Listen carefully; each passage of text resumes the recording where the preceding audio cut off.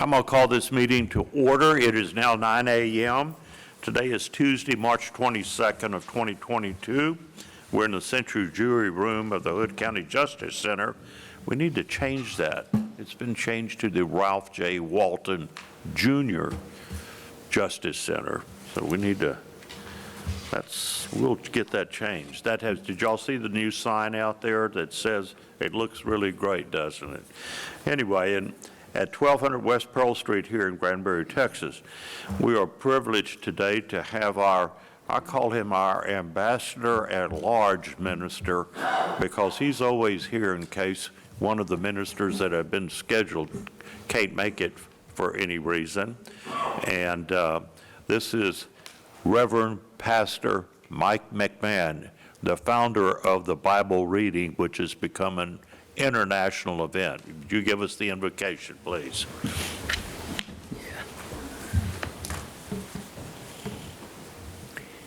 Father, in Jesus' name, we give thanks for these United States, for the state of Texas, and Hood County for our government.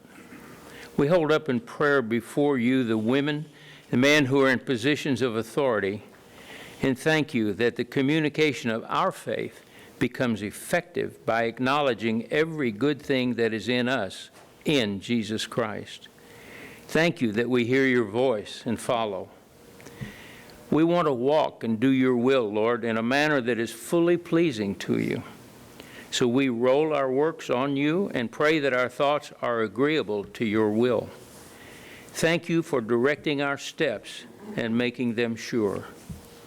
And Lord, we thank you that what we do is blessed in your rest as we trust and rely on you.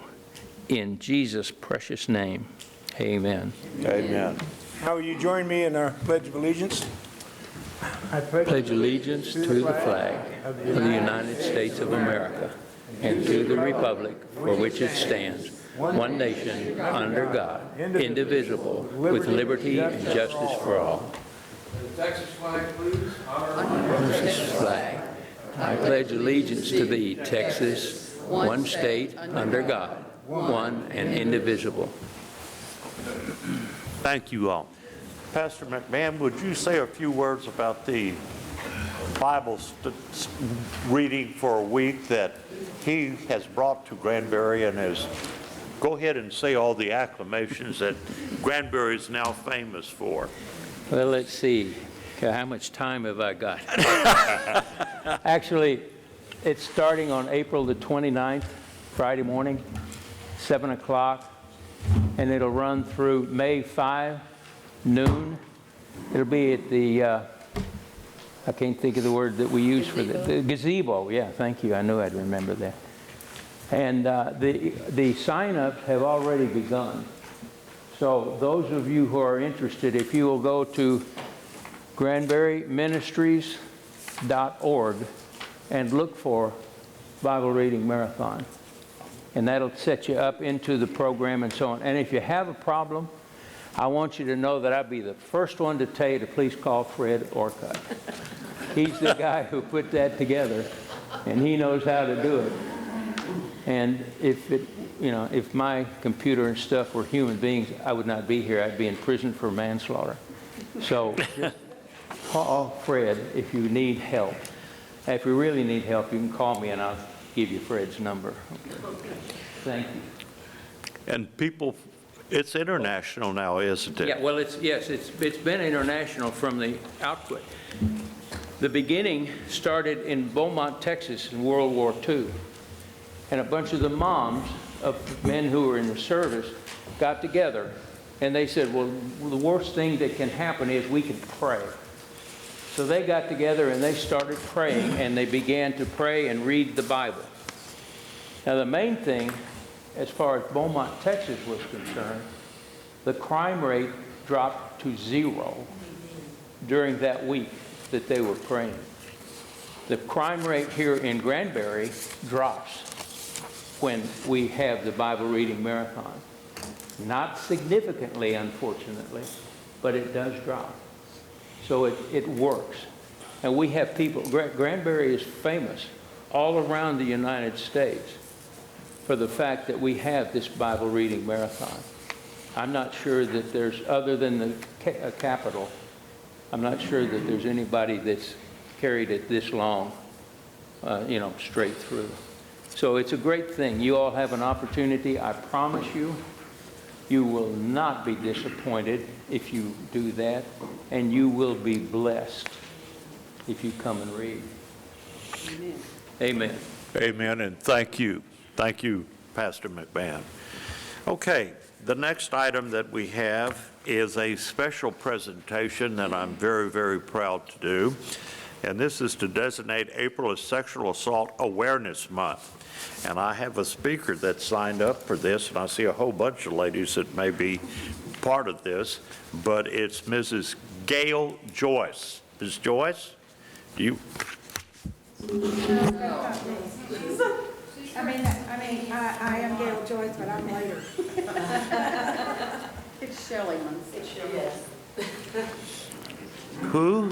Shelley. Oh, I thought I saw you coming in here. Coming on in here. You want to read this? I could, yes. Yes. Come on.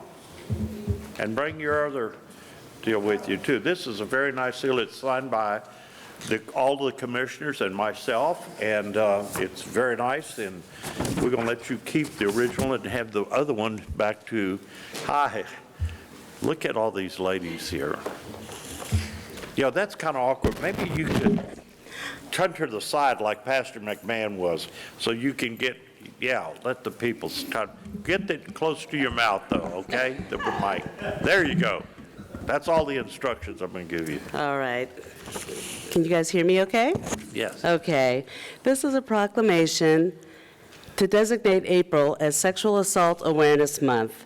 Whereas sexual assault is a serious crime that touches all communities regardless of age, race, disability, gender, identity, or socioeconomic status, and whereas the Hood County Commissioners Court recognizes and participates in a public awareness campaign to support National Sexual Assault Awareness Month, and whereas Sexual Assault Awareness Month provides an excellent opportunity for citizens to learn more about preventing sexual assault and to show support for the organizations and individuals who provide critical advocacy services and assistance to victims, and whereas on average there are 463,634 victims ages 12 or older of rape and sexual assault each year in the United States.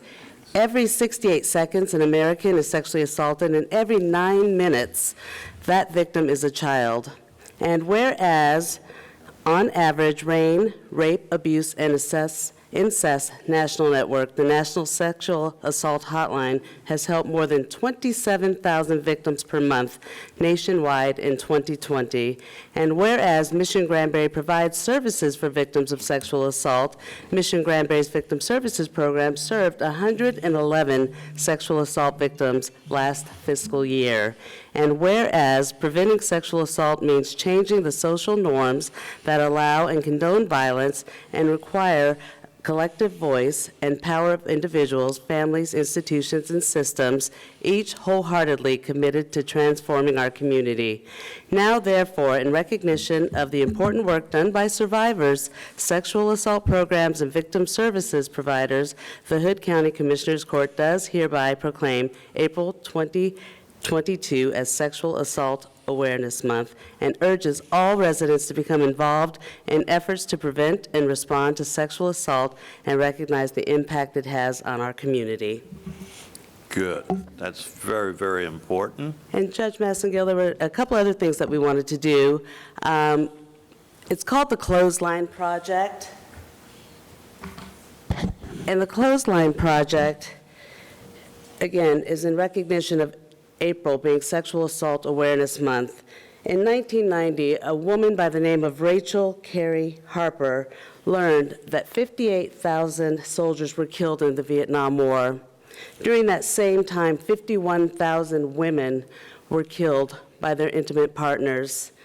looking at those numbers, she wanted to gain recognition for those victims that had lost their lives. So the Clothesline Project is actually victims that have actually designed their own shirts. They wrote their feelings about their sexual assault, the pain that they had on the shirts. They're turning these shirts around. These are actually done by victims that Mission Granbury has served, and they wrote their feelings down. They want other victims to know that they are not alone and that there's a way to express themselves. As I worked with the ladies as they were doing this, they said, you know what, this is really therapeutic.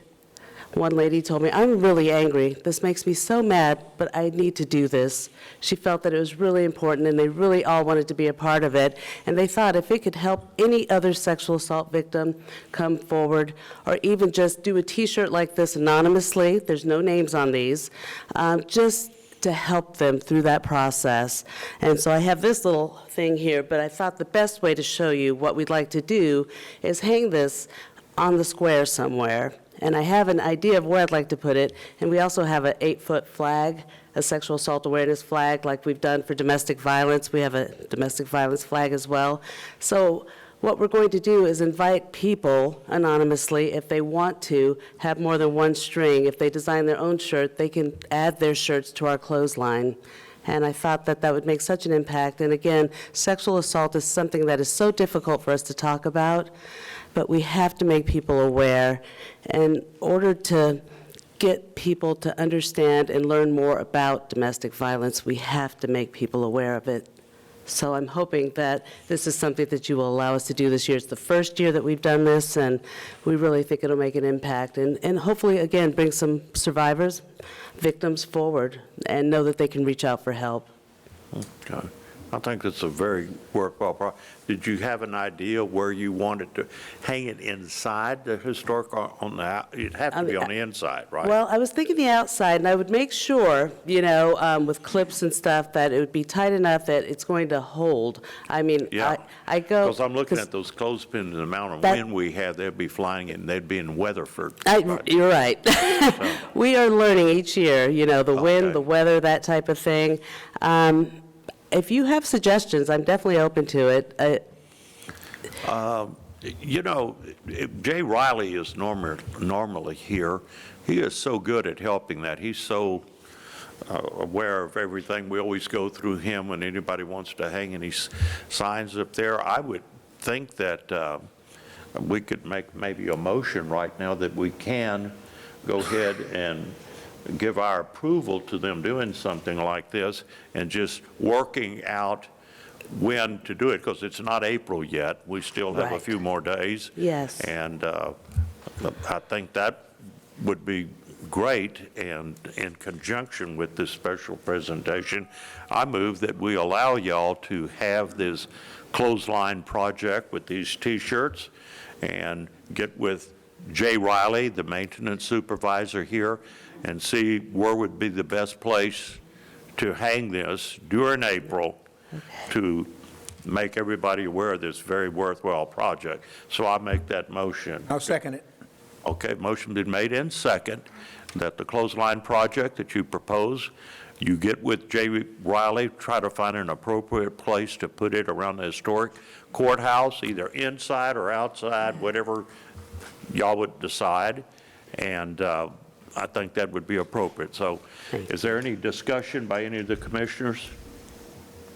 All those in favor then say aye. Aye. All those opposed?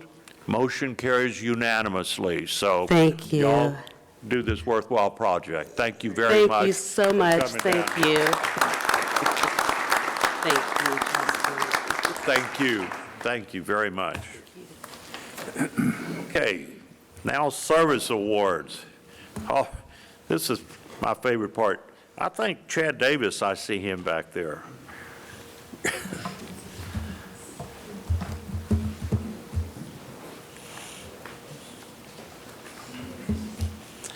And the Bean Queen is now leaving. You're not leaving, are you? Okay. Well, I get the honor of presenting Chad with his five-year pin here. Congratulations, and thank you for your service, sir. Good.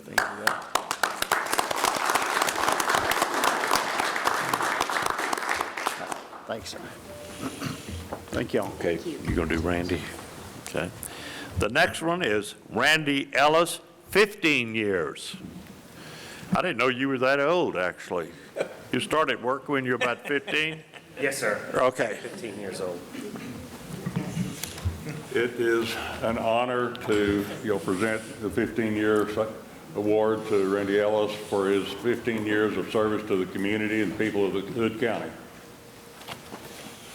Good.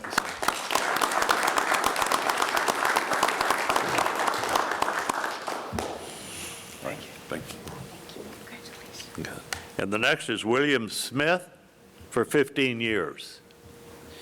Yes, sir, and he's unable to attend today.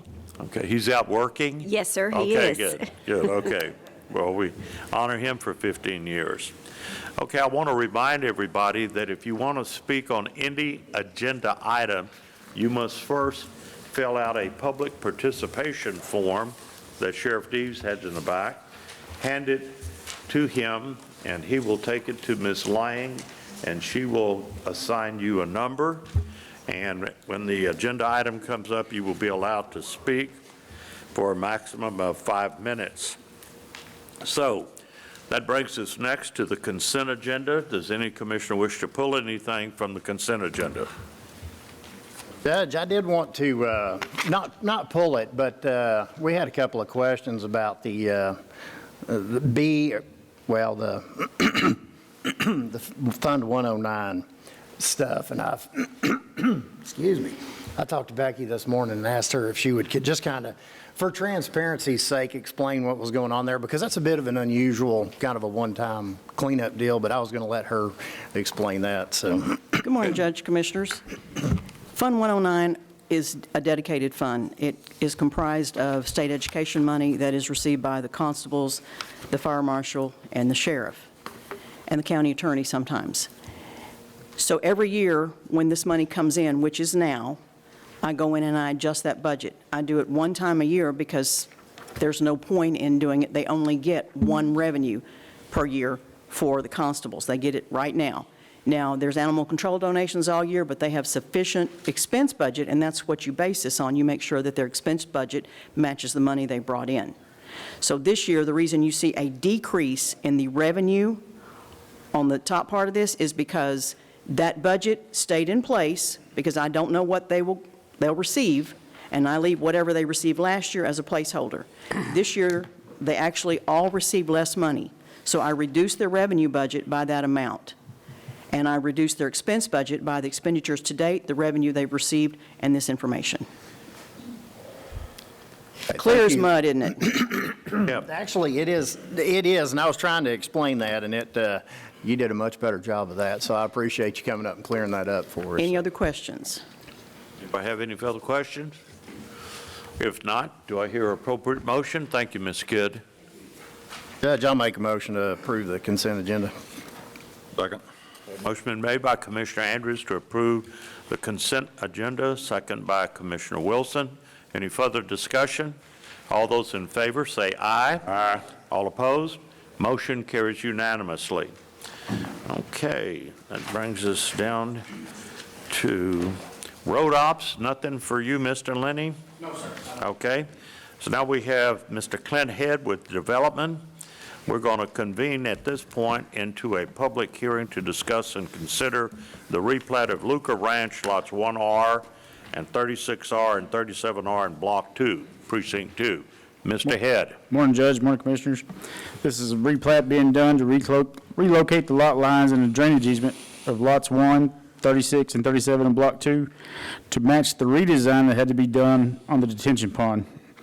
And it will be creating a 2.492 acres lot called 1R and a 1.514 acre lot called Lot 36R and a 1.864 acre lot called 37R.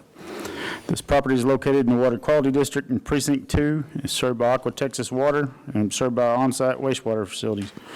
Staff has reviewed this replat. All comments have been addressed. Staff recommends approval of the replat as presented. Okay. Anybody have any questions or comments or discussion? If not, we'll reconvene back into the Commissioners' meeting. And do I hear an appropriate motion? Judge, I'll make the motion that we approve the replat Luca Ranch, lots 1R, 36R, and 37R, Block 2. A motion is made by Commissioner Cotton to approve. To approve the replat, second by Commissioner Andrews. Back up. Okay. Close the public hearing. Yes, that's right. Anybody have Did any you close other the public comments? Did you close the hearing? I did close it. I did. Okay. Any further discussion? All those in favor say aye. Aye. All opposed? Motion carries unanimously. Next item, Mr. Head. All right, next we have a final plat of Kramer's Corner, Lot 1, Block 1, and Precinct 1 to discuss and consider. This property is located at 9,000 Nix Road in Tolar, Texas. This final plat is located in the Rural District in Precinct 1. Will be creating a 4.484 acres lot out of the Lewis Boatwright Survey, Abstract 33, known as Lot 1, Block 1. It'll be served by well and on-site sewage facilities. There are no streets proposed to be constructed with this final plat. The lot will access the existing county-maintained Nix Road. Staff has reviewed this final plat. All comments have been addressed. Staff recommends approval as presented. Okay. Any further questions or discussion? Do I hear a motion? Judge, I'll make the motion to approve the final plat of Kramer's Corner, Lot 1, Block 1. Second.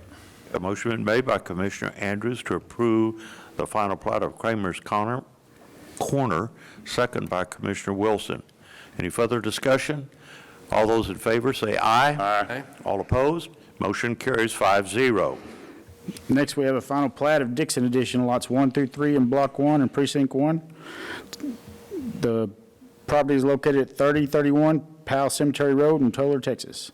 This final plat is located in the Rural District in Precinct 1. We'll be creating 3 lots out of the William Beek Survey, Abstract number 36, the Richardson Perry Survey, Abstract 437. The smallest lot will be 2.001 acres, and the largest is 2.462 acres, and will be served by well and on-site sewage facilities. There are no streets proposed with this final plat. These lots will be accessing existing county-maintained road, Powell Cemetery Road. Staff reviewed this final plat. All comments have been addressed. Staff recommends approval as presented. Any questions or comments, Mr. Head? Do I hear an appropriate motion? Yes, sir, Judge, I'll make the motion to approve the final plat of the Dixon Edition, lots 1 through 3, Block 1. Do I hear a second? Second. All right, a motion been made by Commissioner Andrews to approve the final plat of the Dixon Edition, lots 1 through 3, second by Commissioner Eagle. All those in favor, say aye. Aye. Aye. All opposed? Motion carries unanimously, 5-0. And the last one's a final plat of Cedar Rock Edition, lots 1 through 3 in Block 1. It's also in Precinct 1. It's located at 3808 Rock Church Highway. This final plat is located in the Road Corridor District. It will be creating 3 lots out of the E.B. Kratz Survey, Abstract number 895.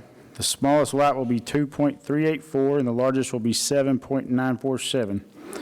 They'll be served by well and on-site sewage facilities. There are no streets proposed with this final plat. They'll be accessing the existing Rock Church Highway. There's one variance associated with this final plat concerning Section 1, 6.C, Set 1, that requires a 60-foot width on the lot on the road frontage. The surveyor contends that where this lot track is the original track line is currently at is where the lot line is now that he's creating the platted lot line. So and it's also where the fence is at, so if it was to remain unplatted, it'd still be at the distance it is today as if we plat it. So it wouldn't be 60 foot if it remained unplatted, so they're requesting a variance since it already has the existing TxDOT driveway permit and they don't have to move the fence. You recommend an approval? Staff has no objection to it's a TxDOT road. So. Okay. Any further questions of Mr. Head? Do I hear an appropriate motion? Yeah, Judge, I'll make a motion to approve the variance to allow the plat, the final plat of the Cedar Rock Edition, lots 1 through 3, Block 1. Second. A motion been made by Commissioner Andrews to allow the variance and approve the final plat of the Cedar Rock Edition, lots 1 through 3, second by Commissioner Wilson. All those in favor, say aye. Aye. All opposed? Motion carries 5-0. Thank you. Thank you, Mr. Head. Okay, financial, Ms. Becky Kidd. Judge, Commissioners, you've all received advance packets regarding these invoices that we're paying today. You've also received a spreadsheet regarding payments over $10,000. Does anyone have questions regarding invoices or payments? Does any commissioner have any question? Because I have a public participation form. Is this where you would like to speak, Ms. Samuelson? What's on the next section, but yes. Okay. You want to come up and address up here? Ms. Kidd, why don't you remain up here just in case? You can sit by Pastor McMahon. This is on, I noticed, thank you, good morning. I noticed last month, and I was going to ask about it last month, but I didn't sign up, so I was ask you this month. What are the requirements, the deadlines for these financial reports? Because I've noticed that the tax assessor section is late. In February, there was the general operations for November, or I'm sorry, from August through November, and then today there's not December or January or February on here, so I don't know what the deadlines are or why this one continues to be late. They had a credit You want to card- speak at the, I'm sorry. They had a massive credit card problem, and it has taken months to sort out. And so for transparency and integrity, I'm looking at every single month thoroughly, so that there's no questions on, did we get our money? Were there any issues with, I forget the name of the credit card. Anybody remember offhand? Because they no longer use that processor. They have a new processor, and they take in $2 million a month. It is a massive undertaking to make sure everything is fine, and everything has been fine. There have been no issues, and we're just working through it. Is there a statutory deadline? Well, Is there a statutory deadline that's required? we should have the information by the 15th of the month, but we have For the prior month? for the prior month, but we're going back and forth. They're sending preliminary reports. They're doing everything they can to make sure that we get what we need, and we're auditing it as quickly as we get it, and we have questions back and forth. Like I said, it's a lot of money, and it's a massive amount of paperwork and everything to sort through, and I just want to make sure the court is aware that we've looked at it, and we're confident that everything is proper. Okay, thank you. Thanks. That was it.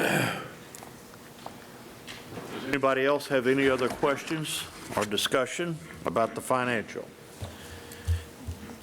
If not, Judge, I'll make a motion to pay the bills in the amount of $386,346.50. I have a second. Second. A motion has been made by Commissioner Cotton to approve the financial and pay the bills, second by Commissioner Eagle. Any further discussion? All those in favor, say aye. Aye. All opposed? Motion carries unanimously 5-0. Thank you, Ms. Kidd. You're welcome. Your next item are the monthly reports that we have received in our office. There is the list in front of everyone. We've received them, we've reviewed them, we see no issues, and ask that you accept them. Anybody have any questions or comments? Make the motion to accept the auditor's report on the received financials. Second. Motion been made by Commissioner Cotton to approve the reports by the audit department on the financial reports for the various departments, second by Commissioner Wilson. All those in favor, say aye. Aye. All opposed? Motion carries unanimously 5-0. Thank you, Ms. Kidd. Thank you, gentlemen. Okay. Now, this brings us to the miscellaneous section, and the first item is, I'll get it right this time up here, okay? So all of you, is to discuss and consider for approval MOA, which is a Military Officers Association of America, and honoring hometown heroes being allowed to put on the Hood County property and in buildings, if appropriate, banners honoring service members of all military branches and all first responders departments Friday, May 27, 2022 through November the 12th of 2022. And we have Ms. Gail Joyce and a bunch of her friends up here. And I want to say, when they brought this project to me, I immediately got out my checkbook and wrote them a check and wanted it to be a part of it. And these are the banners that they have, and I think it's an excellent, excellent idea. I bought a banner for Roy Benavides, who was a Medal of Honor winner during the Vietnam period, who was from El Campo, Texas, which is the little town that I'm from near Houston. And so I bought that, and they're going to have these banners, and I think it's very good. So would you please give the rest of the explanation, Ms. Joyce? Yes, I will. Thank you. Thank you very much, Commissioners, for letting me speak today. I just want to tell you a little bit about myself so that you'll know why I think this program is so important, not only to me and other survivors from the military, but also I think to Granbury and to Hood County as well. I'm the surviving spouse of Lieutenant Colonel Larry E. Joyce, who served 2 tours in Vietnam. He was career Army aviator, and he died from leukemia as a result of his exposure to Agent Orange while he was in Vietnam.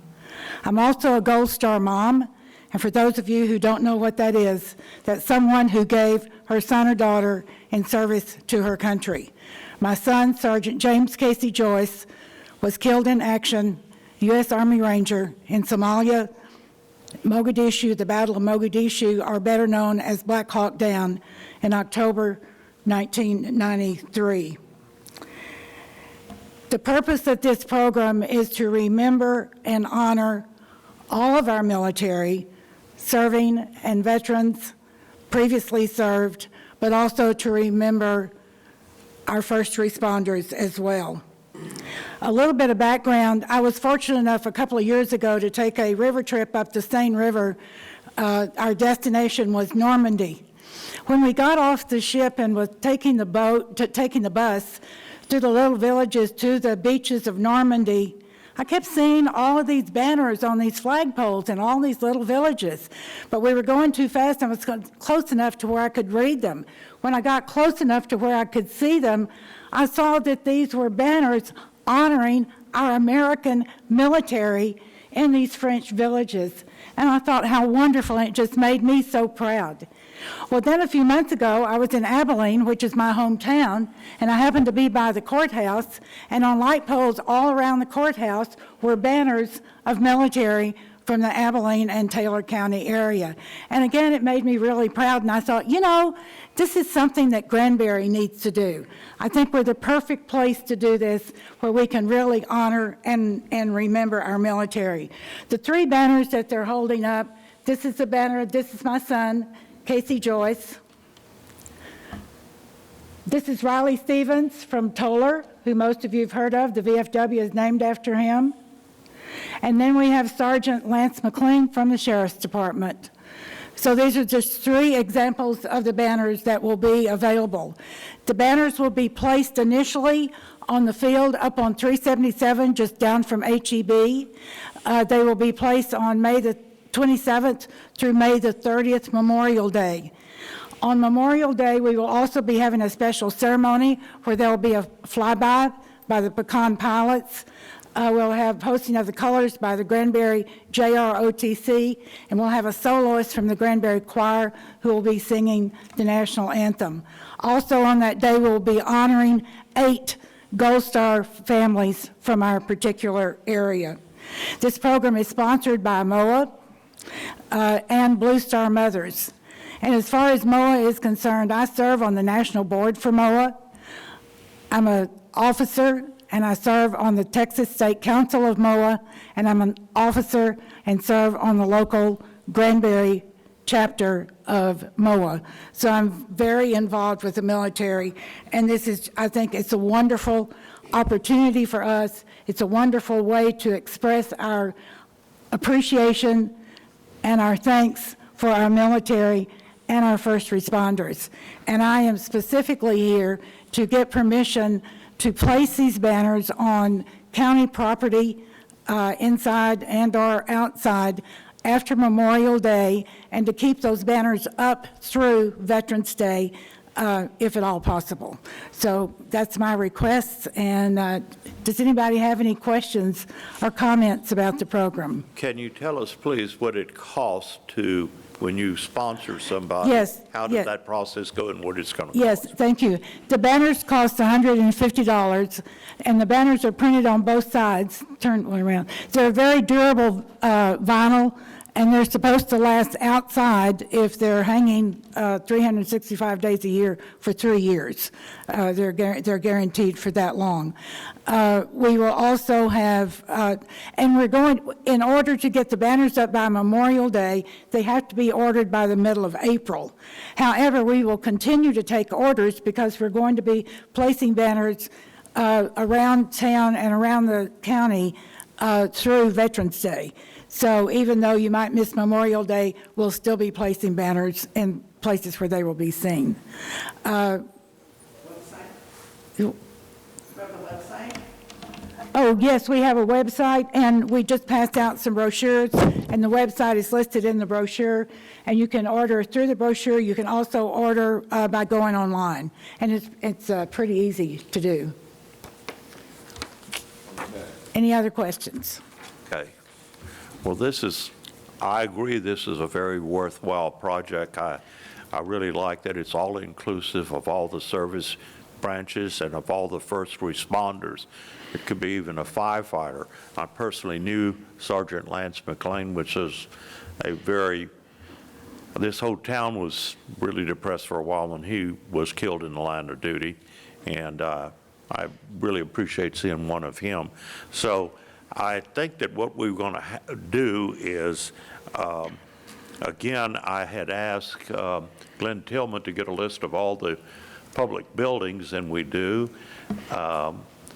So I think these banners are very unobtrusive. It won't interfere with any type of county business. I think it would look good, and if you could get with Mr. Tillman to get a list of all the buildings, and then could look at all the buildings and see about hanging the buildings at appropriate places. That would be my motion, is that we allow MOA to sell these banners as listed in the brochure for $150. Do the people that pay the $150, after they pay it, does the banners then become property of whoever paid for the banner? Yes, and people that want the banners back, we will be happy to give them back to And them. if they don't, they can let y'all have them, and y'all will show them next year, And- maybe display them next And year. we'll display them. Also, there's a place on the banner where you can put the sponsor's name. And one thing that we recommend, for example, with Casey's banner, the sponsor is the Joyce family. So several members of the family went in together to purchase the banners for Casey and for my husband Larry. And so groups of people can go in together and sponsor a banner if they so desire. I make the motion that we allow MOA to do this, to allow these banners to be ordered and placed, and to please again get with Glenn Tillman and with Jay Riley and do appropriate placement of these banners. So that's my motion. Do I hear a second? Second. And second by Commissioner Wilson. Any further discussion? All those in favor of that motion, say aye. Aye. All opposed? Motion carries unanimously. And I'd like to say one other thing. I think this is a great organization, and you, Mrs. Joyce, are an inspiration to everybody. You have been really so important to this community during Memorial Day. You have always been at the forefront of this with the field of flags and doing everything else. It was just you've made beautiful speeches. Your sacrifice to this country and this community is well known. So thank you, thank you, thank you on behalf of all of the Hood County residents for all that you do and all that all the members of your organization do, these wonderful ladies here. So thank you very much. Thank you. Thank you. Thank you.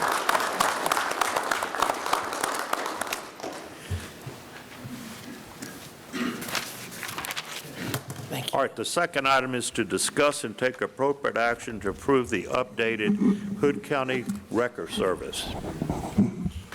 Sheriff Deeds. Judge, Commissioners, we've been working on this for a little while with the help of some of the record people and owners, my chief deputy and the county attorney, Matt Mills, that we've been needing to update this for a long time. When I came into office in 2009, the cost for a rotation record was $130. It's still $130, and a lot of things have changed. The cost of doing business in general has changed, and so we looked at a lot of different information. State has raised their rates up to for the record services to raise their rates for individual tows, but for rotation, we wanted to change this. So first time we redid it, I think it was in 2011, the city redid an ordinance, and we kind of went along with it, and then Lori Casper helped us out in 2014, and 2018 we redid it updated a little bit more. So I'm bringing this back before you now to update it to reflect the cost of going from $130 up to $255 for a rotation record fee for up to a 25,000-pound vehicle, so less than that. So these people have been doing these rotation calls for $130 with the cost of, maintaining the records, buying the records, and of course the fuel's going up and all that. So lots of things have changed except for the cost of being able to do business. So that's why we'd like to bring this and have this change. So we'll do some advertising if you pass this, and then we'll have it go into effect on April 1st. And what this will affect is the people that get arrested, their vehicles towed for one reason or another, if it's abandoned vehicle, things of that nature, and we have to, an officer calls for a rotation record service, then we'll be paying the fee out of the abandoned vehicle fees that I have, and but a regular tow bill for if you get broke down, need to call a wrecker, that's between you and the wrecker service that you call. But so this is just affecting the county rotation wrecker fees. Right. And as Matt Mills, our county attorney, have you looked at it and approved it, Mr. Mills? Yes, sir. I went through the whole thing and cleaned up a few things and made sure it was legal. Yeah, he worked on this over a period of time, so he's done a great service to us to help get this done, and we brought the information to him, and he helped get it done right, so we appreciate that. Thank you. All right, do I hear an appropriate motion to approve the Hood County Records policy? Yes, I move that we approve the stated Hood County record policy. Do I hear a second?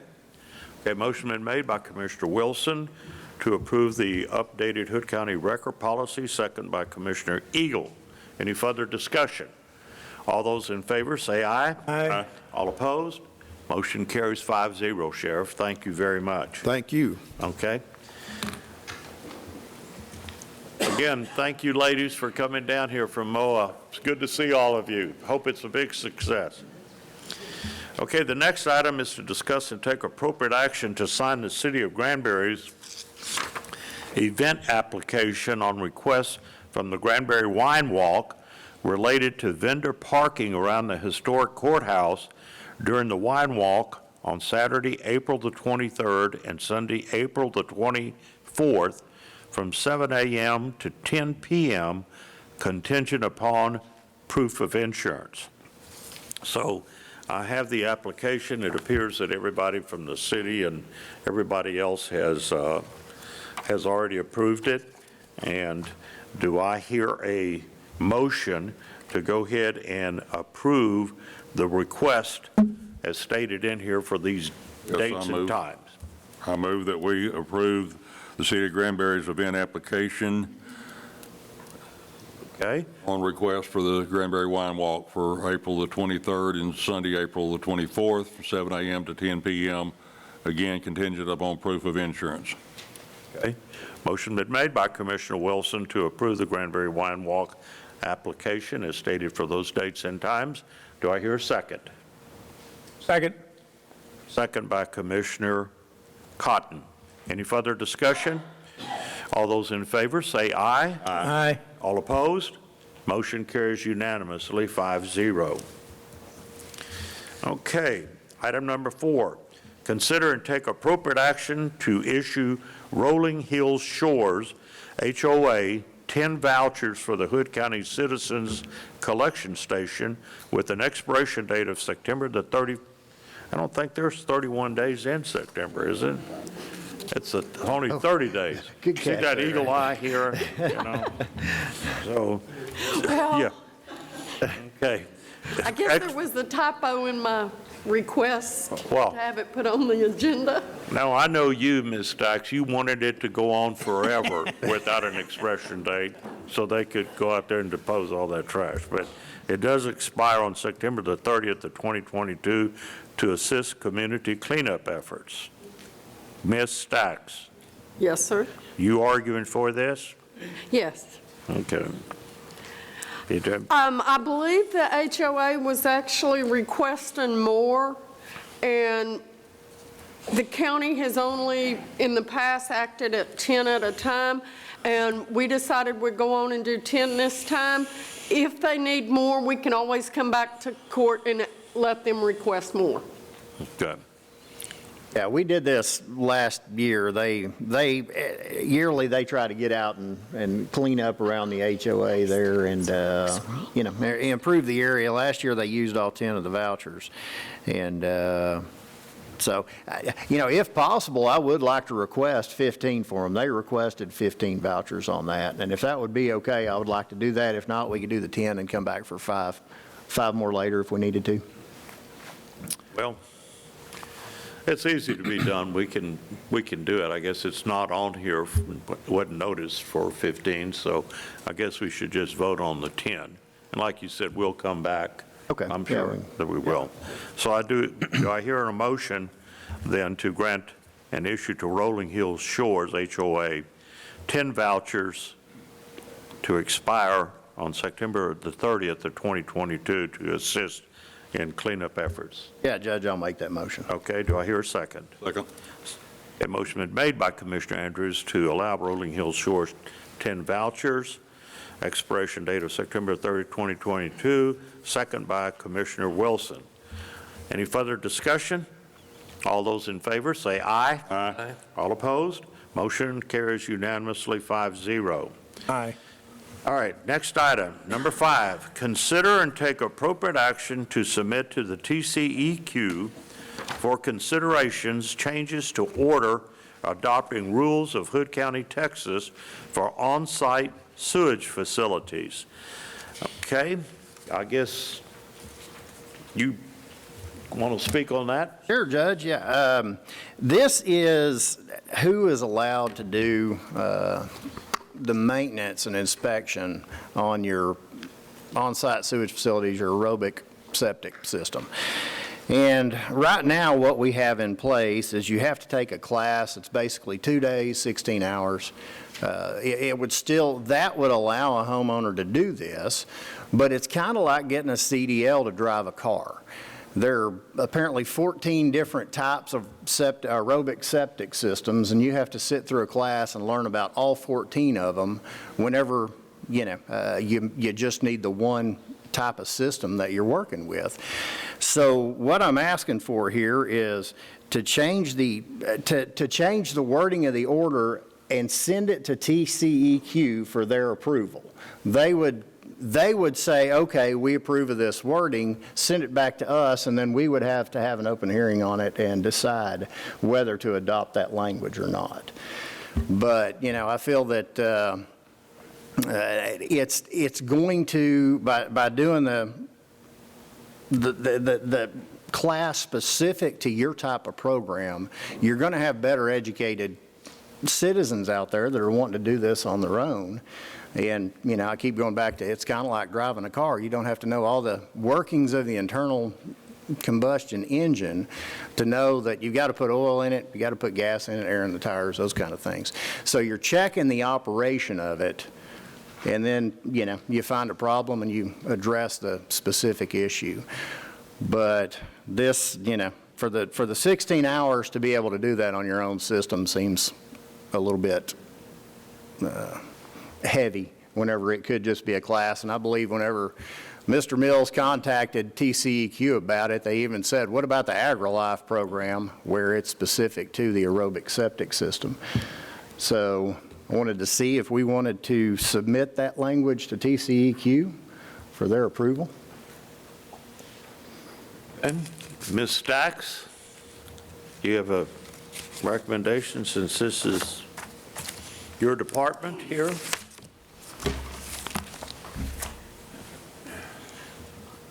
Okay. If you choose to send this to TCEQ, you have to justify the changes. Then it comes back, if TCEQ accepts the changes, it comes back to the county. We have to publish it in a newspaper at least 72 hours prior to a public meeting, but not more than 30 days prior to the meeting. The notice must appear in a regularly published newspaper of general circulation in the area of jurisdiction. After the public meeting, the public notice is appeared in the newspaper if the court approves it. The publisher's affidavit from the newspaper, a certified copy of the minutes, and a certified copy of the order and resolution that was passed by the entity will be sent to TCEQ for further review, and none of that takes place until TCEQ blesses it. Right. That being said, 156 out of 254 counties have waters that are unsafe. Hood County is not one of those counties. Tarrant County is, Parker County is, Johnson County is, Erath County is. So the majority of counties that neighbor us have bodies of impaired water. The Brazos River Authority published an article January 26, 2022, stating their concern was at the 51 bridge in Hood County. And one of the biggest things they said was maintaining septic systems properly. My department has handled 174 cases to date. From January 1, 2022? From January 1, 2022, we've handled 174 septic cases, 26 vector complaints, and approved between 150 and 200 new systems to be installed in Hood County. And the majority of the systems that are being installed in Hood County now are aerobic. Some of them are the most complicated aerobic systems in Hood that the state allows. I can't deny them because the state says they have the right to put them. Some of these systems that are brand new, we're having problems with. They haven't been in a year. And the only way we would know we were having these problems is because the licensed maintenance provider is the one that does the checking. Okay. All right. There's one person that signed up to talk on this, Mr. Steve Biggers. Good morning, Court.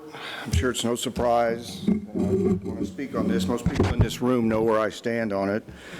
I appreciate Ms. Stacks, and I understand that there can be problems in this, but I think a trained citizenry and learning how to deal with their systems makes our county better.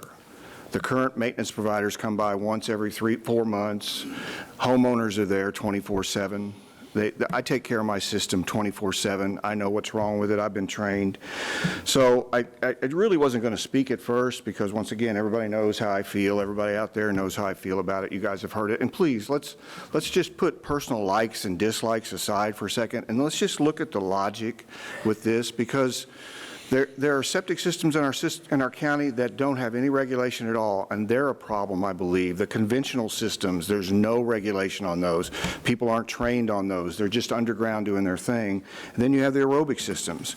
You're segregating out a population of the citizenry to extort the money out of them. If I had to pay them, it would be different. I have to pay a third-party person to do this that holds that over people. So let's look at the facts. You say the state's making you put these systems in, and they're making them put it in. The state, the regulatory agencies, TAC, Health and Safety, even TCEQ, says the homeowners can do it. No regulation. They say, let the homeowners do their own, all these surrounding counties. I disagree with the surrounding county water problem, because 254 counties in this state, and 95% of them let homeowners do it to some degree or another. Some say no regulations at all. Johnson County, the judge over there, they let the single-family people do it, citizens that own their homes do it. So they get trained. So you have state regulations that say it's okay, and then it disseminates down to these boards. And 20-plus years ago, this was decided, and people have made millions of dollars off this maintenance provider thing. So last time I was here, you guys got a copy of the GOP platform. There are 3 places in there. In the principles in 6 and 7 with the limited government and personal responsibility, and then plank 61 with the sovereignty of the people, where the government cannot infringe on that and live and let live. This is not going to destroy our county, folks. This is going to let people get trained to do what they want to do and take better care of their system. So we've kicked this can down the road 3 years now. So let's vote on it. Yes, no, indifferent, up, down. It's not going to change my life. I'm going to keep doing my system. I'm never going to have another contract, period. And people that are going from my class are not going to have a contract. They're going to push back on this. But we don't know how you guys would vote on it. So I'm calling for a roll call vote this election year, a roll call vote, yes or no, up or down. Once again, let's end this. Thank you. Anybody else have anything? Mr. Mills, I wish you to come up to the podium. I need to ask you something.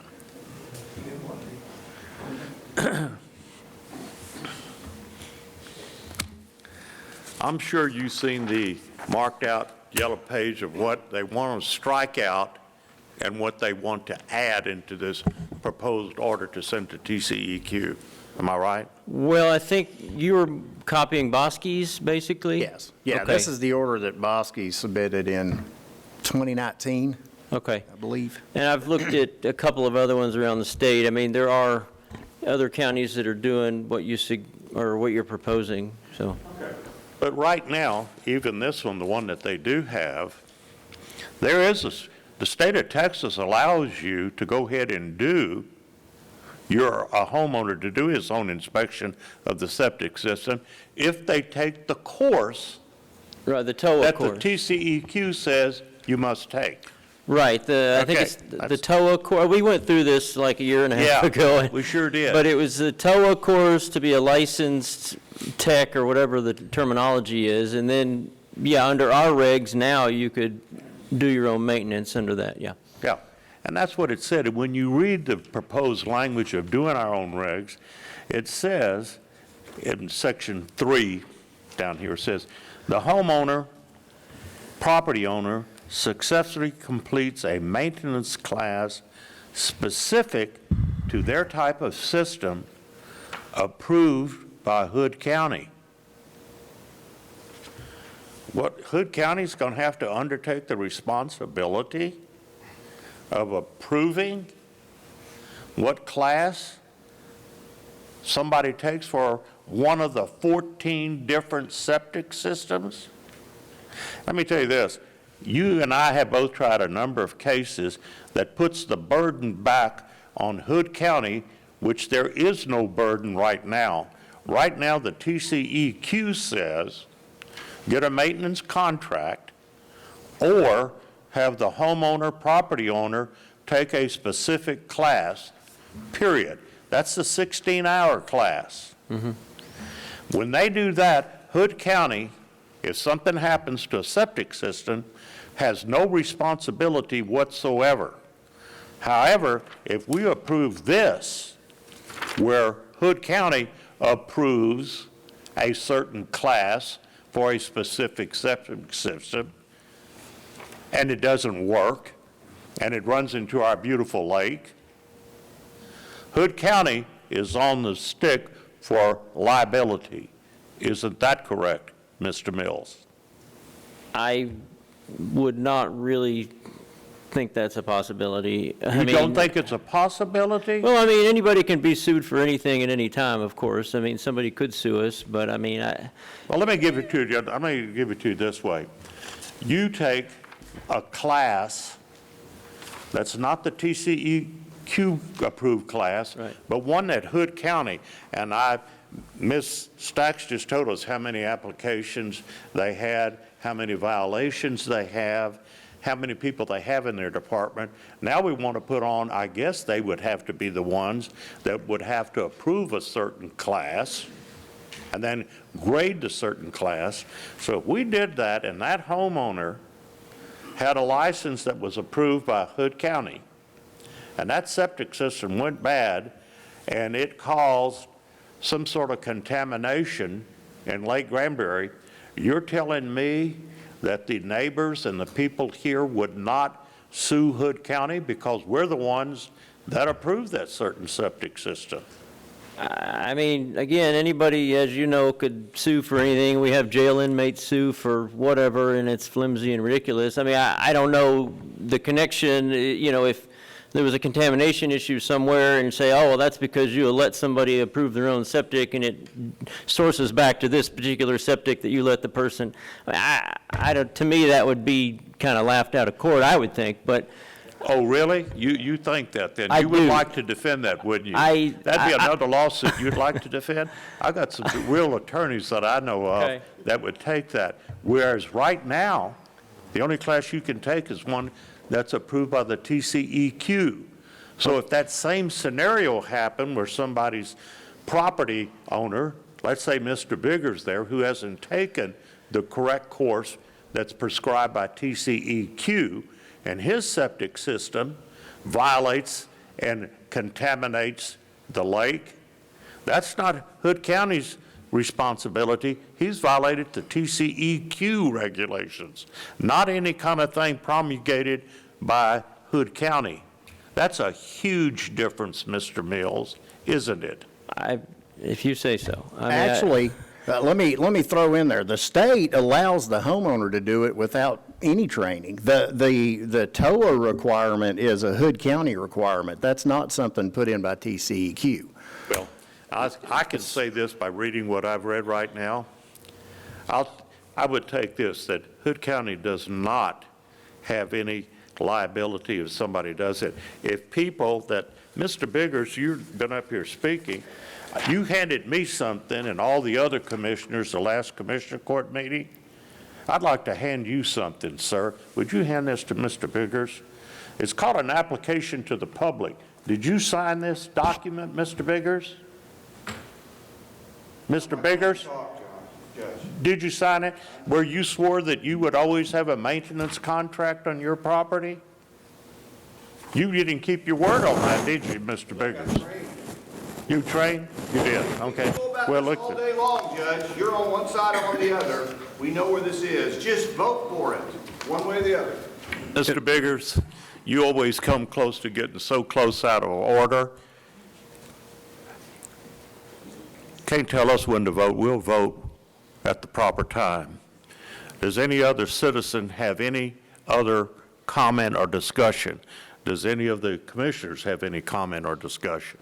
Yeah, I got a question, Judge. My understanding is Texas Health and Safety Code, Chapter 366, is the code that's relevant to on-site sewer facilities. Is that correct, Ms. Stacks? Do what now? Texas Health and Safety Code, Chapter 366, on-site sewage disposal systems, Is that the statute that oversees? 285 and 366, yes, sir, both. So I have to agree with, I would like to understand where it says in this code that if you're on your property and you're a property owner, based on the Texas statute, where you have to go take any kind of class. I just heard Commissioner Kevin Andrews talk about that, and it doesn't say anywhere in here. Actually, it says it's the public policy of this state and the purpose of this chapter to allow the individual owner of a disposal system to install and repair his own system in accordance with this chapter. Chapter 366.032, using an order, ordinance, or resolution format, you can make more stringent rules than what the state does. What? Okay. Hood County did that in 1998. Okay. So what Hood County's done is come in with this statute and decided it's going to increase the, and actually, I don't know if that's more stringent or not. That's really pretty much a question of fact, in my opinion, does that make it more stringent because you're requiring somebody to go contract with a third party that's not even part of the county? You're forcing somebody to go do business with somebody else. So if it was up to me, we would just go back to the state code and rescind the order that we've got right now. So that's my 2 cents. Anybody else have anything they'd like to say? Okay, if not, do I hear a motion? Yeah, Judge, I'd like to make a motion to send the changes to the order adopting rules of Hood County, Texas for on-site sewage facilities to TCEQ for consideration for approval. Do I hear a second? I'll second. Okay, a motion been made and second, made by Commissioner Andrews to take appropriate action to submit to the TCEQ for consideration changes to the order adopting the rules of Hood County, Texas for on-site sewage facilities, second by Commissioner Eagle. Any further discussion? All those in favor of the motion say aye. Aye. Aye. All those opposed to the motion say aye. Aye. Motion fails by a vote of 3-2. Okay. Next item. Discuss and take up action to rescind the Commissioners Court order of September the 14th, 2021, which sets salaries as of October the 1st of 2021 to remain in effect until September the 30th of 2022. Ms. Kidd, this is what has to be done in order to get to the next item, which is to approve an increase in salary for the dispatchers. Is that right? Yes, Judge. This order was, the court action was from last September, setting salaries as of October 1st, 2021 to remain in effect through September 30th, 2022. We have an issue with dispatch, being able to hire people and keep people. So we would like, everyone here would like that order rescinded so we can move forward and look at a salary increase for that department. Okay. And I'm going to pass this out while you continue talking. Okay, so I think we'll all understand that this is a matter of procedure that we have to do if we want to increase the dispatcher's salary. So do I hear a motion that we rescind the Commissioners Court order of September the 14th, which sets salaries until October the 1st of 2021, until September the 30th of 2022? Yes, sir, Judge, that, and I talked to Mr. Mills about this morning. What I'd like to do is just temporarily rescind that and put it back in place at the end of the business meeting here today. So it's just a temporary suspension of that, or of the order of September 14th. For the one specific department of the dispatch? Yeah, just for business meeting today, yes, sir, yeah. Because this is, what we've got in dispatch is, that's a serious issue. They're 32% down, and we're not even getting any applications in there. We need to address this. Okay. I agree. Do I hear? I'll second that motion. Okay. Motion been made by Commissioner Andrews to rescind temporarily, for only purposes of this meeting, the Commissioners Court order of September the 14th, which sets salaries as of October the 1st, 2021, to remain in effect until September the 30th of 2022, and then to go back in full force into effect after this meeting. So, any further discussion? All those in favor say aye. Aye. Any opposed? Nay. All right, we got, the motion carries by a vote of 4-1, with Commissioner Eagle voting no. Okay. And by the way, I will comment that not for what we're trying to do, but the way we're trying to do it. So that's my no. Okay, good. All right. So that brings us to item number 7, discuss and take action to provide an hourly rate increase for Hood County 911 operators for the remainder of the 2022-2023 budget with the effective date of March 28, 2022. So, Mrs. Kidd. Judge, Commissioners, I've given you some examples that might help with this process. The first page of your sheet shows the current salary. The second page shows a starting pay of $40,000. The third page shows the impact of that salary. The fourth page shows a proposal by John Hurley to get these employees up to rates paid by other counties. The next page shows that impact. The last page is a $3 increase and the impact of that. And John has seen these copies, but I wanted to let you guys see where they are, and I wanted to tell you the basis of the overage. So in order to just make it uniform, I've picked, okay, here's this number of employees. If you hire somebody tomorrow at a new rate, this is the impact. So I'm not concerned with some of the overages because you're not going to hire someone tomorrow at a new rate. But I wanted to use something uniform to give you an idea. Okay. John Hurley. Let me say this, by the way, folks. We had a workshop on this that a lot of you attended out there that shows how many people the dispatch is down.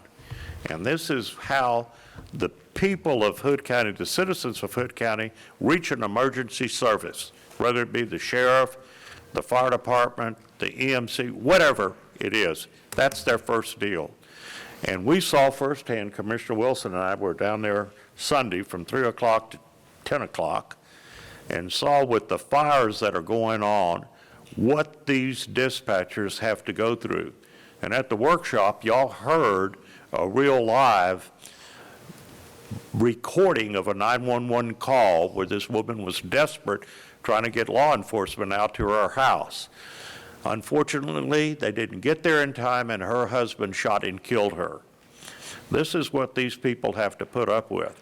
And they're working 2 radios at a time, and you talking about people multitasking. I don't see how they do it. They have to be really, really trained. And John Hurley does a great job, and the sheriff and Commissioner Wilson and I saw it firsthand at this wildfire emergency that we had. They were inundated with calls, and not only from citizens that were calling in, but from other first responders and trying to keep communications in line. This is the lifeline for the citizens of Hood County. So take it away and tell us what we need to do, Mr. Hurley. All right, Judge, Commissioners.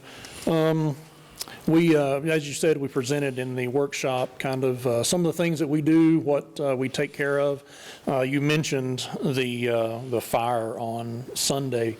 That was a unnormal day that you saw, but that is the days that we generally deal with.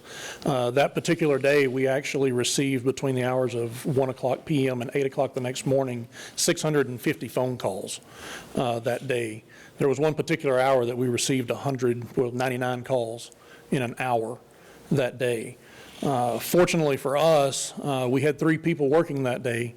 Some of the things that I showed you before was our actual percent of service that we were able to give on certain on the phone calls. On that particular day, there was times for the first 3 hours of that incident that we dropped down to below 80% that we were able to answer within our goal time. And that's, we only had 3 people in there. Luckily, with the staff that I have, they came together and brought extra people in.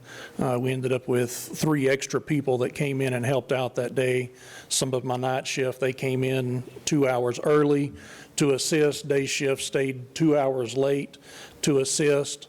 And that's just, with the minimum staffing that I have now, that's what we're having to do. We ended up, I believe it was with 34 hours of overtime that particular day alone, just to handle that incident, and that's one incident. Along with that, we have all the other calls that we take as well. So, I would like to see an increase in the salary so that I'm able to get some applications. I have one person as of right now that I'm starting on the 28th of this month. I received another application yesterday. Ms. Wellborn sent over to me. We're starting to review it. That's all the applications that I have right now. I have no other applications coming in. Our salaries is at the bottom of the surrounding county agencies, PDs, everything else. And I feel like that if we get that up, then we'll be able to actually maybe hire some people. We'll be able to maintain, we'll be able to keep the people that we have. We have some excellent staff at the time, and they are there taking care of the citizens of this county every day, in and out. I have to commend them with what they do. They have a really hard job, and they do it really well. What is the present hourly wage that we're paying? Currently, our start-out pay is $15.63 an hour. And what is the average wage for dispatchers in the surrounding counties around Hood County? So surrounding counties around us is a little over $21 an hour. I believe it's $21.34 on average for the ones, and that includes the counties surrounding us. And of course, we basically border a large metropolitan area. So those wages are higher over in that area. But that's basically anywhere that somebody can live in Hood County and drive from Hood County to work. And that's actually what we have in place right now. We got citizens here in Hood County that drive to Arlington or Fort Worth and work dispatch in those counties. Am I correct? Yes, sir. And if we could raise the salaries up to a livable wage, you could make $15 an hour working at Whataburger, can't you? Isn't that what they pay now? I believe so. I know that HEB is paying $15 an hour. I believe I got a flyer from Cane's Chicken the other day that was $15 an hour to do that. So there's a lot of places here in the county that have raised their minimum wage to that point. And, they don't deal with usually working an overnight shift. Yeah. Weekends, holidays, that kind of stuff. 24/7 type of deal here, and it takes us, how long does the training last to train a dispatcher? So our current training, it takes 6 months to get through our training as it is. We can, sometimes depending on the person, sometimes we can lower it to about 5 months. On average, it takes most of our people about 2 years just working in the position to be able to be comfortable with the decisions that they're making. They're actually making essentially life and death decisions in that room every day. And it takes them about 2 years to get comfortable with what they're doing. And even at that point, everybody still has questions. It's a team effort. It takes everybody in that room to be able to make that work because you're constantly deciding what needs to be done between everybody there. What is your recommendation here to the Commissioners Court that we raise the pay for a dispatcher on an hourly rate? I would like to see the proposal that I gave. I believe it started at $20.63 is what I would like to see. But it is totally up to you. I mean, anything at this point in time would be, would help us out, I'm sure. You've had dispatchers recently quit to go to other counties to get more money, haven't you? Yes, sir. Do you think that you could retain your trained dispatchers and hire new ones at the rate, if the Commissioners Court saw fit, to pay $20.63 an hour? I believe so, yes, sir. Ms. Kidd, if we suspended the budget for purposes of this hearing today for this specific department, is there money that you can see where we could pay dispatch for the required employees that they have this sum of $20.63 an hour? It's not in their budget, no. You have on your spreadsheet, you show the three scenarios. One is John Hurley's, one is the starting pay of $40,000, and then one is a $3 an hour increase in salary. The $3 increase in salary shows the least impact on the budget. You don't want to exceed the budget, so if you indicate to me that you want to give them this raise, then I will look at areas in where we can take care of this, because I don't know at this point where it would come from. Let me throw in here, the $3 an hour, I went over and sat and talked to Becky quite a bit, and with the remaining budget, that keeps us within the budget that we have in place right now. With some of the folks that, with the positions that were empty for the time that they've been empty coming into this portion of the year, that money that's left over is where we divided that out and got as close as we could to it. And that $3 an hour really seems to keep them right there inside that budget. I'm a little concerned with stepping outside the budget, and this is absolutely something that we can look at again in October whenever budget time comes around. But I'm afraid, frankly, I'm afraid if we open that's Pandora's box. If we stay inside this budget with this is a pretty critical situation. We have to get more applications in the door. We have to get more people going in dispatch. But, I'd really like to see us stay inside that budget. Well, I agree with Commissioner Andrews on one point.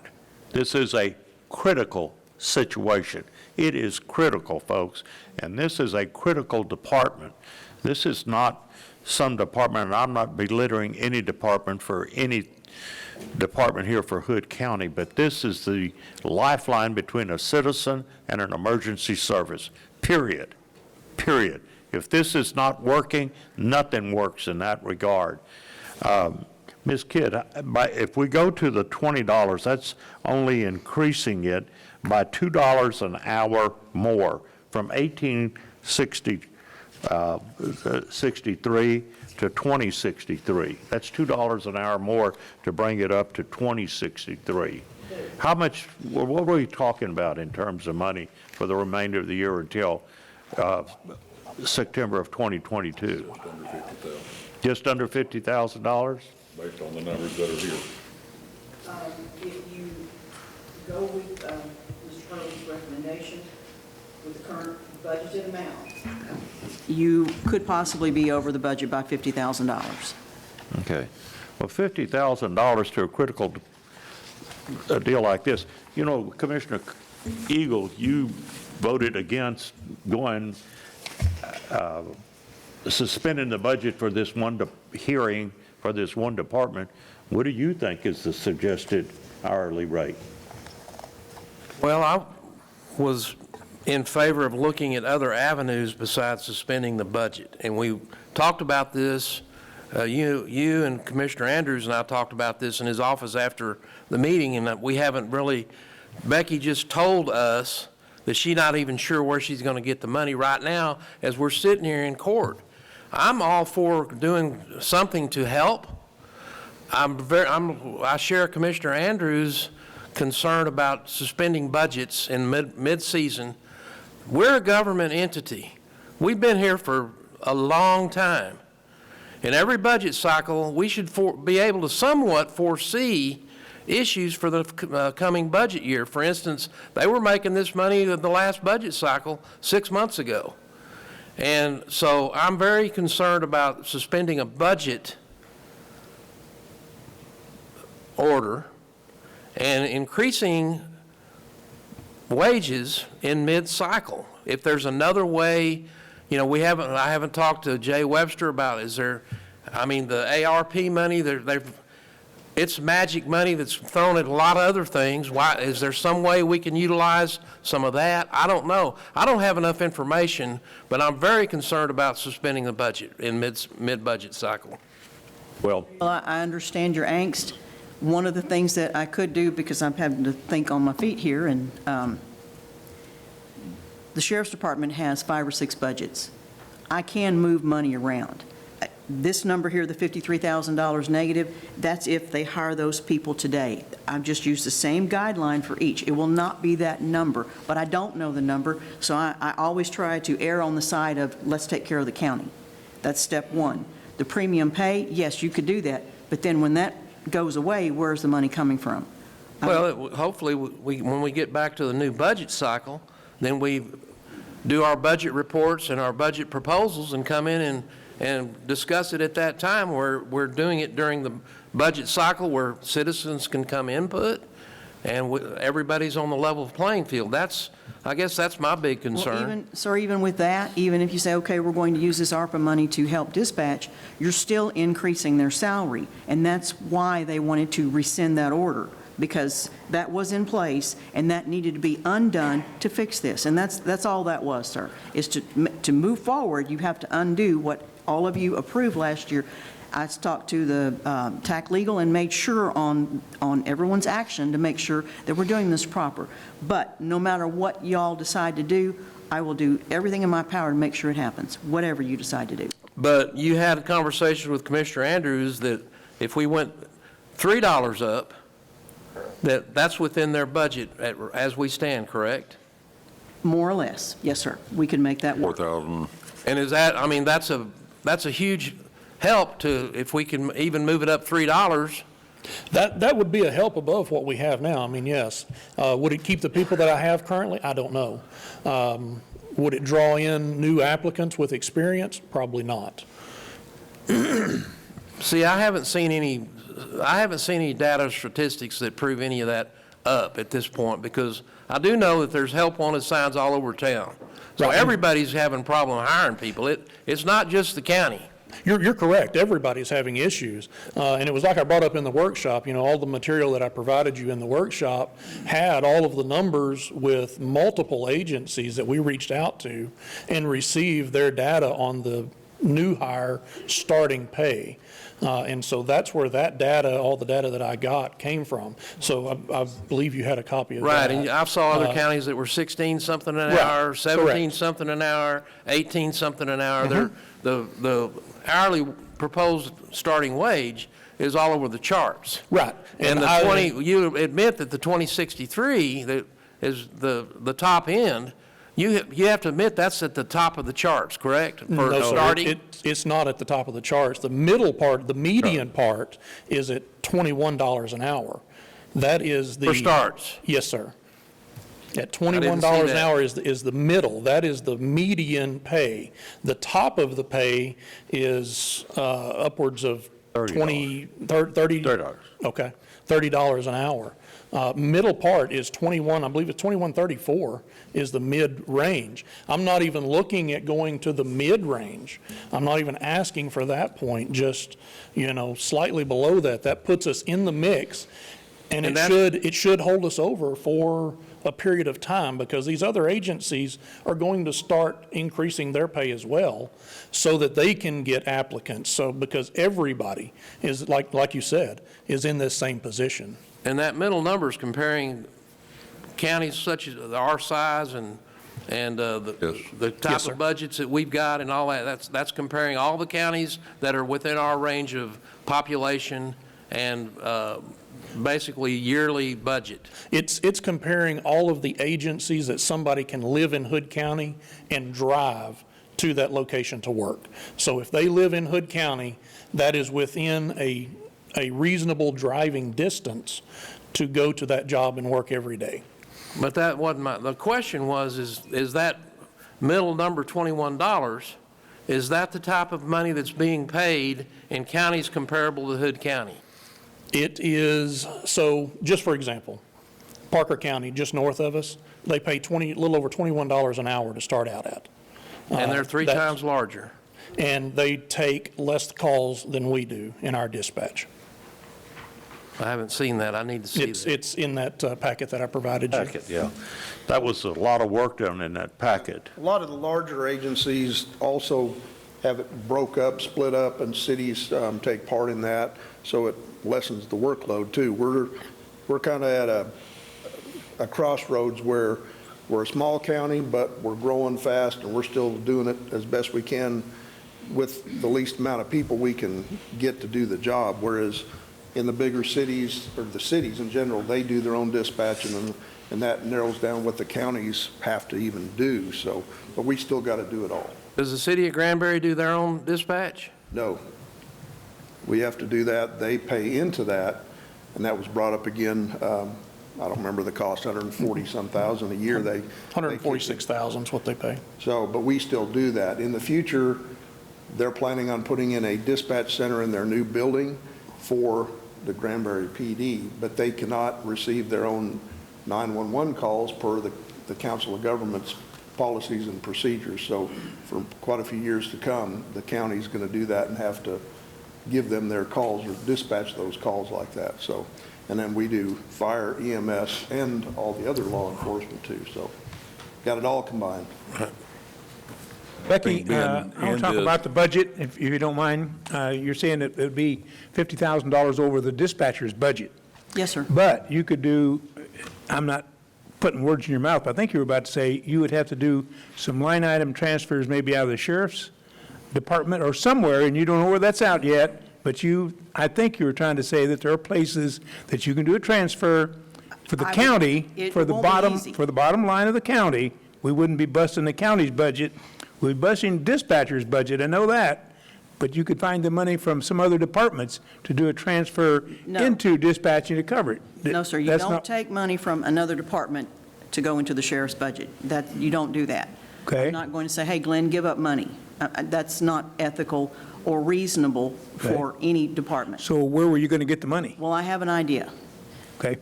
Depending on what you gentlemen decide to do, we have a check from the city that refunded the Economic development. economic monies for $62,000. Now, what I can do is do a special revenue budget amendment. We didn't anticipate this money, it's special money, and then I increase the dispatch budget accordingly. And that is my only solution, whatever you gentlemen decide to do, but that is a solution. You declare that unanticipated revenue, and I increase revenue by that amount, and whatever the dispatch budget, the FICA and retirement need to be. Yeah, and let me point out, this is suspending this budget for dispatch for this one department. And this one department is critical to the safety of all the citizens in Hood County. Absolutely essential. If you're having a heart attack and your spouse is having a heart attack or whatever, and you want to call somebody and you can't get through dispatch, that person, your loved one, is going to die.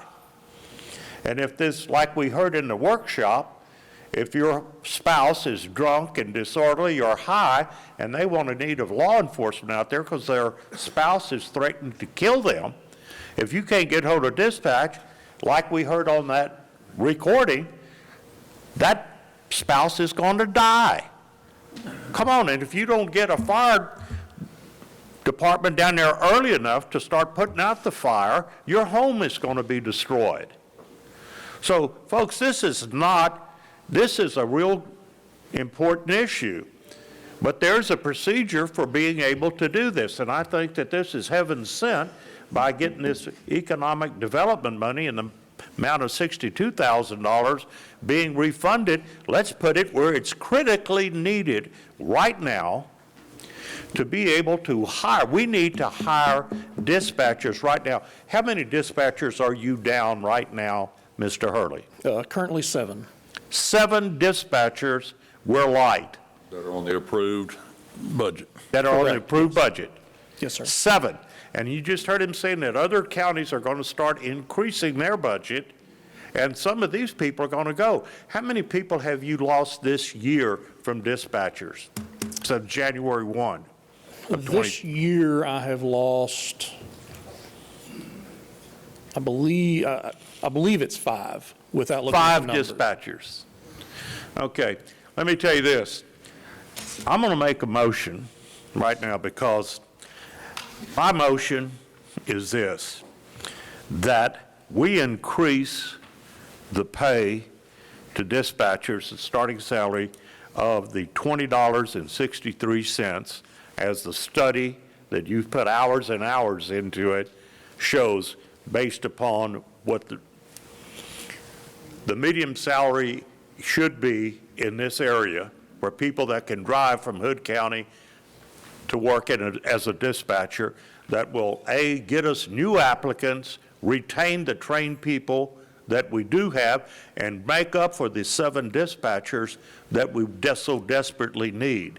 And that this money come from the $62,971.33 that is being refunded to us as a result of us withdrawing from the economic development with the Granbury Chamber. So that's my motion. Second. Second by Commissioner Wilson. Any further discussion? All right, all those in favor of that motion, please signify by saying aye. Aye. Aye. All those opposed, same side. I'm abstaining. I'm going to say no, and only because I'm terrified of getting outside of that box. It's, please understand, I have no ill will towards dispatch, and I know that there's a problem, but I hate the idea of getting outside of our budget like this, so I'm voting no for that reason. I concur in hating and getting outside the budget. I hate more for somebody to die in Hood County because we don't have trained proper personnel in dispatch. So the motion carries 3-1 no and 1 abstention. Okay, thank you very much. Thank you, Judge. Thank you, Hurley, Commissioner. Sheriff Deeds, thank you very much. Thank you. Okay. Okay. Item number 8, and I see that we have Ms. Stephanie Cooper here. Discuss and take appropriate action to approve the order of May 7, 2022, the constitutional amendment election. Good morning, Ms. Cooper. So this is just a standard order for your approval. The state has already approved it for 2 constitutional amendments on May 7th. This is it right here? Mm-hmm. Proposition 1 and 2? Yep, and I have a little packet if you wanted to see what those propositions are. Okay. Okay. Is this an exact copy of what you got here? Yeah, that's the order. That's the order? Is this what you're asking us to sign? Oh, okay.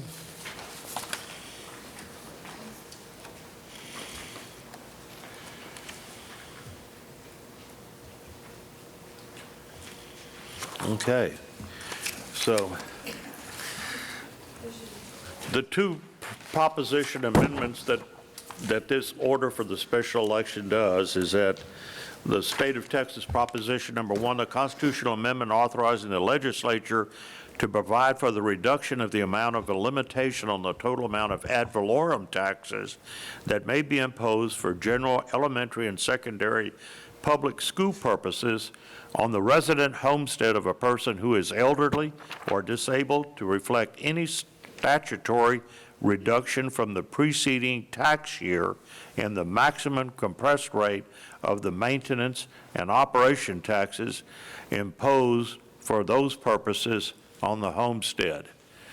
I'm going to have to chew on that a little bit, and I think, and I see John Henry Luton back there, the president of or CEO of the board up here.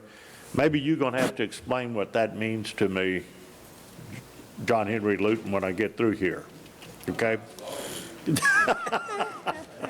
All right, proposition number 2, you can never get the last word in on John Henry Luton. All right.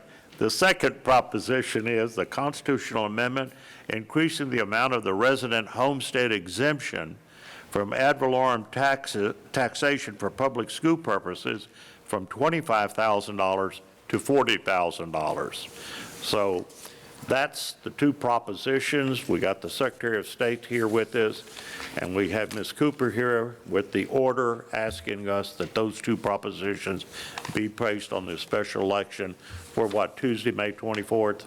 Nope, that's the runoff election. This is going to be on a Saturday, May 7th. Oh, on Saturday, May 7th, the special election. Yep. Okay. Same day as a bond issue, correct? Yep. School bond? And City of Lipan will be on that one as well. Yeah. Okay. Anybody have any further discussion or questions of Ms. Cooper? I'll make a motion, we approve the order of the May 7th, 2022 constitutional amendment election for the two propositions. Second. Both Commissioner Wilson and Commissioner Cotton seconded, so any further discussions? All those in favor say aye. Aye. All opposed? Motion carries unanimously, 5-0. Y'all can sign. So, well, Bad boy. all right. Now, Just tell them. this, okay, we have already in my motion up here, I believe, Mr. Mills, by making the motion that I did on increasing the, no, never mind, let's go ahead and take it. Let's Yeah, I want to go ahead and let Well, Becky since help you with that. I know how much you love to do public speaking. I don't mind. Ms. No, you up here, Ms. Kidd, so you want to sign the second page of that. Okay. Ian.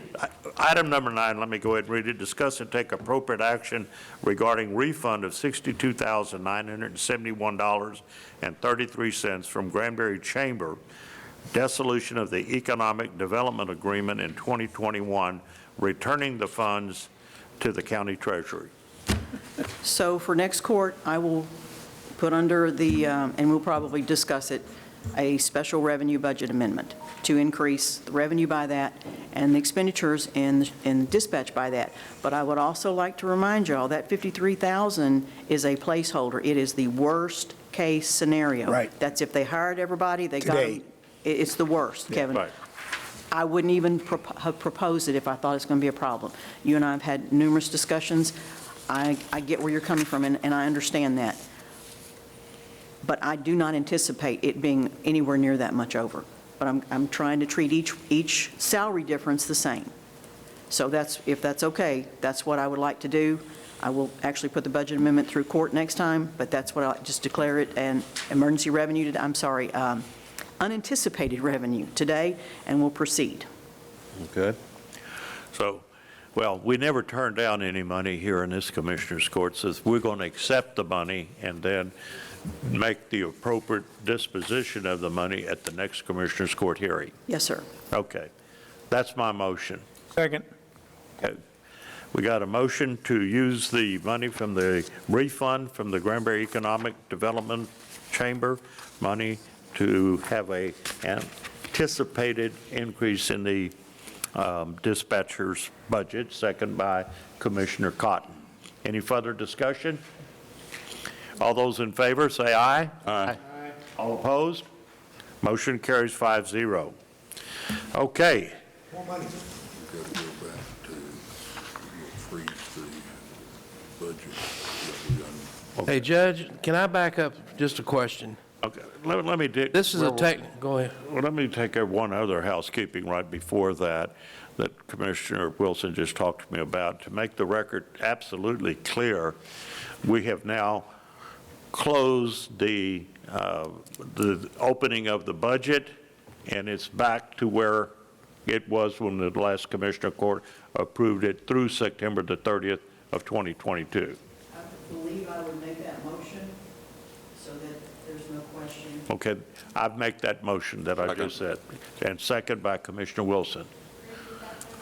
The motion is to freeze the budget as in place that was voted by the Commissioners Court for the budget ending September the 30th, 2022. So that budget is in full force, in effect, again, after making the special exception for dispatchers, or dispatch department. Okay? Okay. Second by Commissioner Wilson. Any further discussion on that motion? All those in favor, say aye. Aye. Aye. All opposed? Motion carries 5-0. Yeah, Dave? yeah, Judge, I'm just kind of, I think we ought to I think the way you stated item number 9 motion, I think we got a little ahead of ourselves. I think the motion should state to return the funds to unanticipated revenue, and then the next court will flip it back into the, because you just made a budget amendment, and it's. Just accept it, and then we No. intend to use it for that, and next court, I will actually give you, it's a special revenue, unanticipated special revenue budget, and that's proper, Yeah. Okay, yeah, That's what I said. and this is just accepting the money, and then you'll allocate it next court. That's right. That's all we're doing. Okay? Does that make sense? all right, Yeah, we're going to vote on it the next time as to what we're doing with it. Okay. All right, this brings us to item number 10, discuss and take appropriate action regarding received check from TAC Workers' Compensation Refund in an amount of $1,551. Ms. McCoy. Same drill as before. Kevin was to talk with the auditor to figure out what's the best place to place the money, and I believe that they discussed Fund 55, if I'm correct. Yes. So Capital Projects Fund 55, if that's where you would like to put the money, we can place it there or wherever you recommend or vote for. Well, the first one is that we always accept checks, right? Yeah. Yeah, we're going to accept the money, so I guess the first Well, thing. the other money was already our money. It just Okay. is coming back to us. It's already our money, all right. So I guess let's do it, a due motion is a motion to accept the check from the workers' compensation, and then I guess is to deposit it into Fund 55. Okay. Okay. That's the motion. Do I hear a second? Second. Okay. Along with- Again, for Commissioner Cotton and Mr. Wilson, Commissioner Wilson, okay? All those in favor, say aye. Aye. All opposed? Motion carries 5-0. This brings us down to a real important deal right here, and I see David Dean up here. Is that Mr. Ficus sitting right next to you? Nope. Who is that? John Jariva. Gary Fickus couldn't make it today. He's out of state. Okay. This is Jim Jarrett, who's going to help us. I don't recognize that third gentleman down there with you, but I would like for all three of y'all to approach up here. Let's discuss this. So this is a real important deal, and I really appreciate y'all coming down here. This is to discuss and consider the Text 21 U.S. 377 coalition. Please explain what that is. Judge, thank you very much. Pleasure to be here with you today. My name is David Dean. John Jariva has joined us, and then Jim Jarrett, obviously well known as the mayor of Granbury.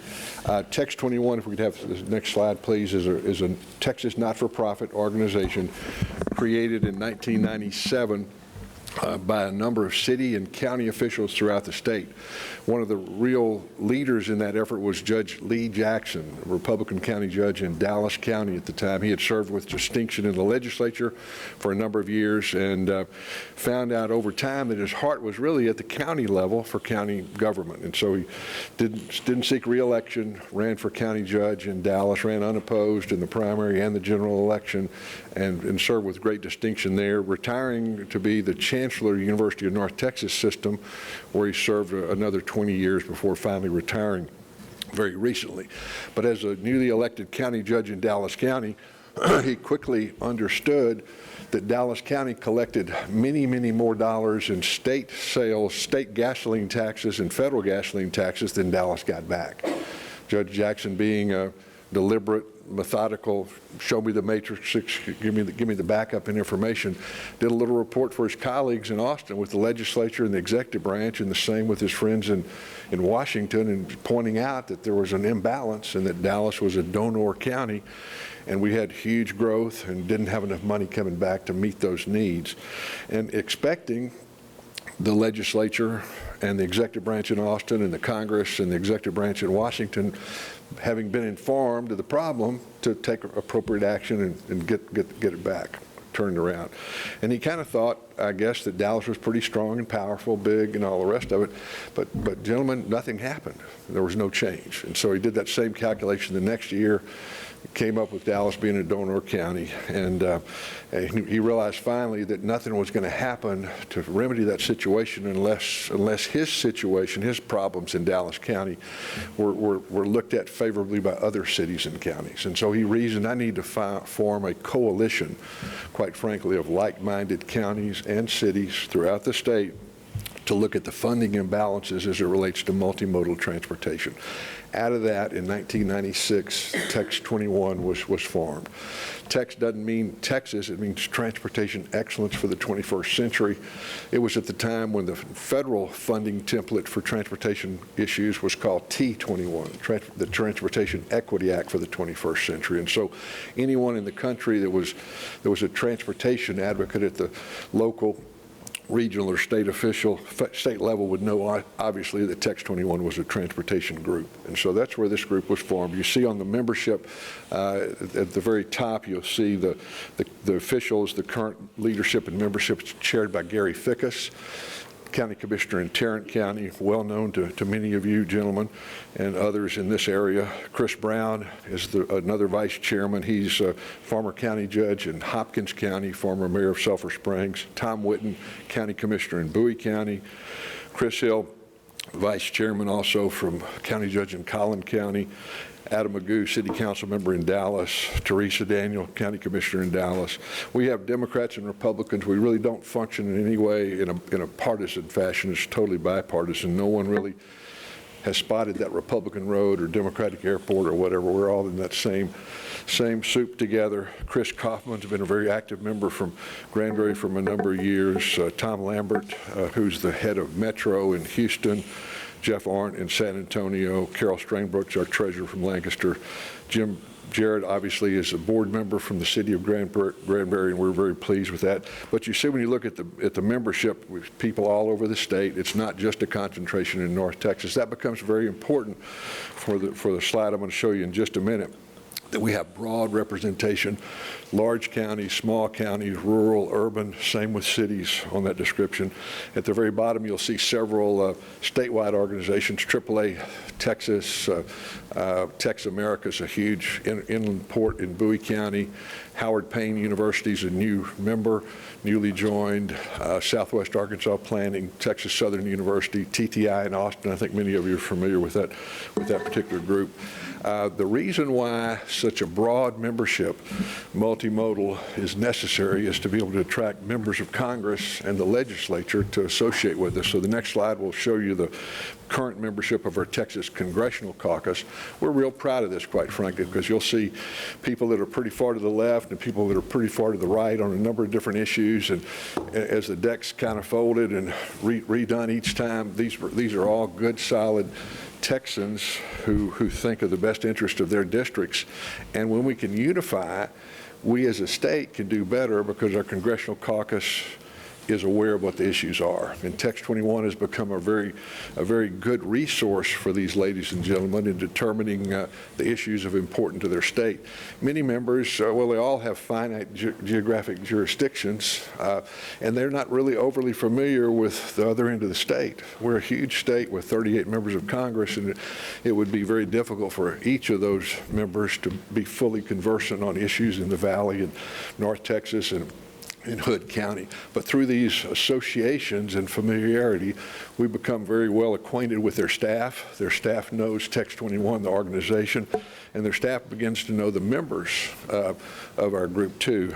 And I should have said this at the very first, Judge. Obviously, we would like for Hood County to become an active member and to have Hood County represented on our board and become very active with all of our meetings. We feel like you've got a very keen vantage point and interest and knowledge base that even though Jim Jarrett is as great as he is and knows all the issues, his particular focus is from the municipal city perspective.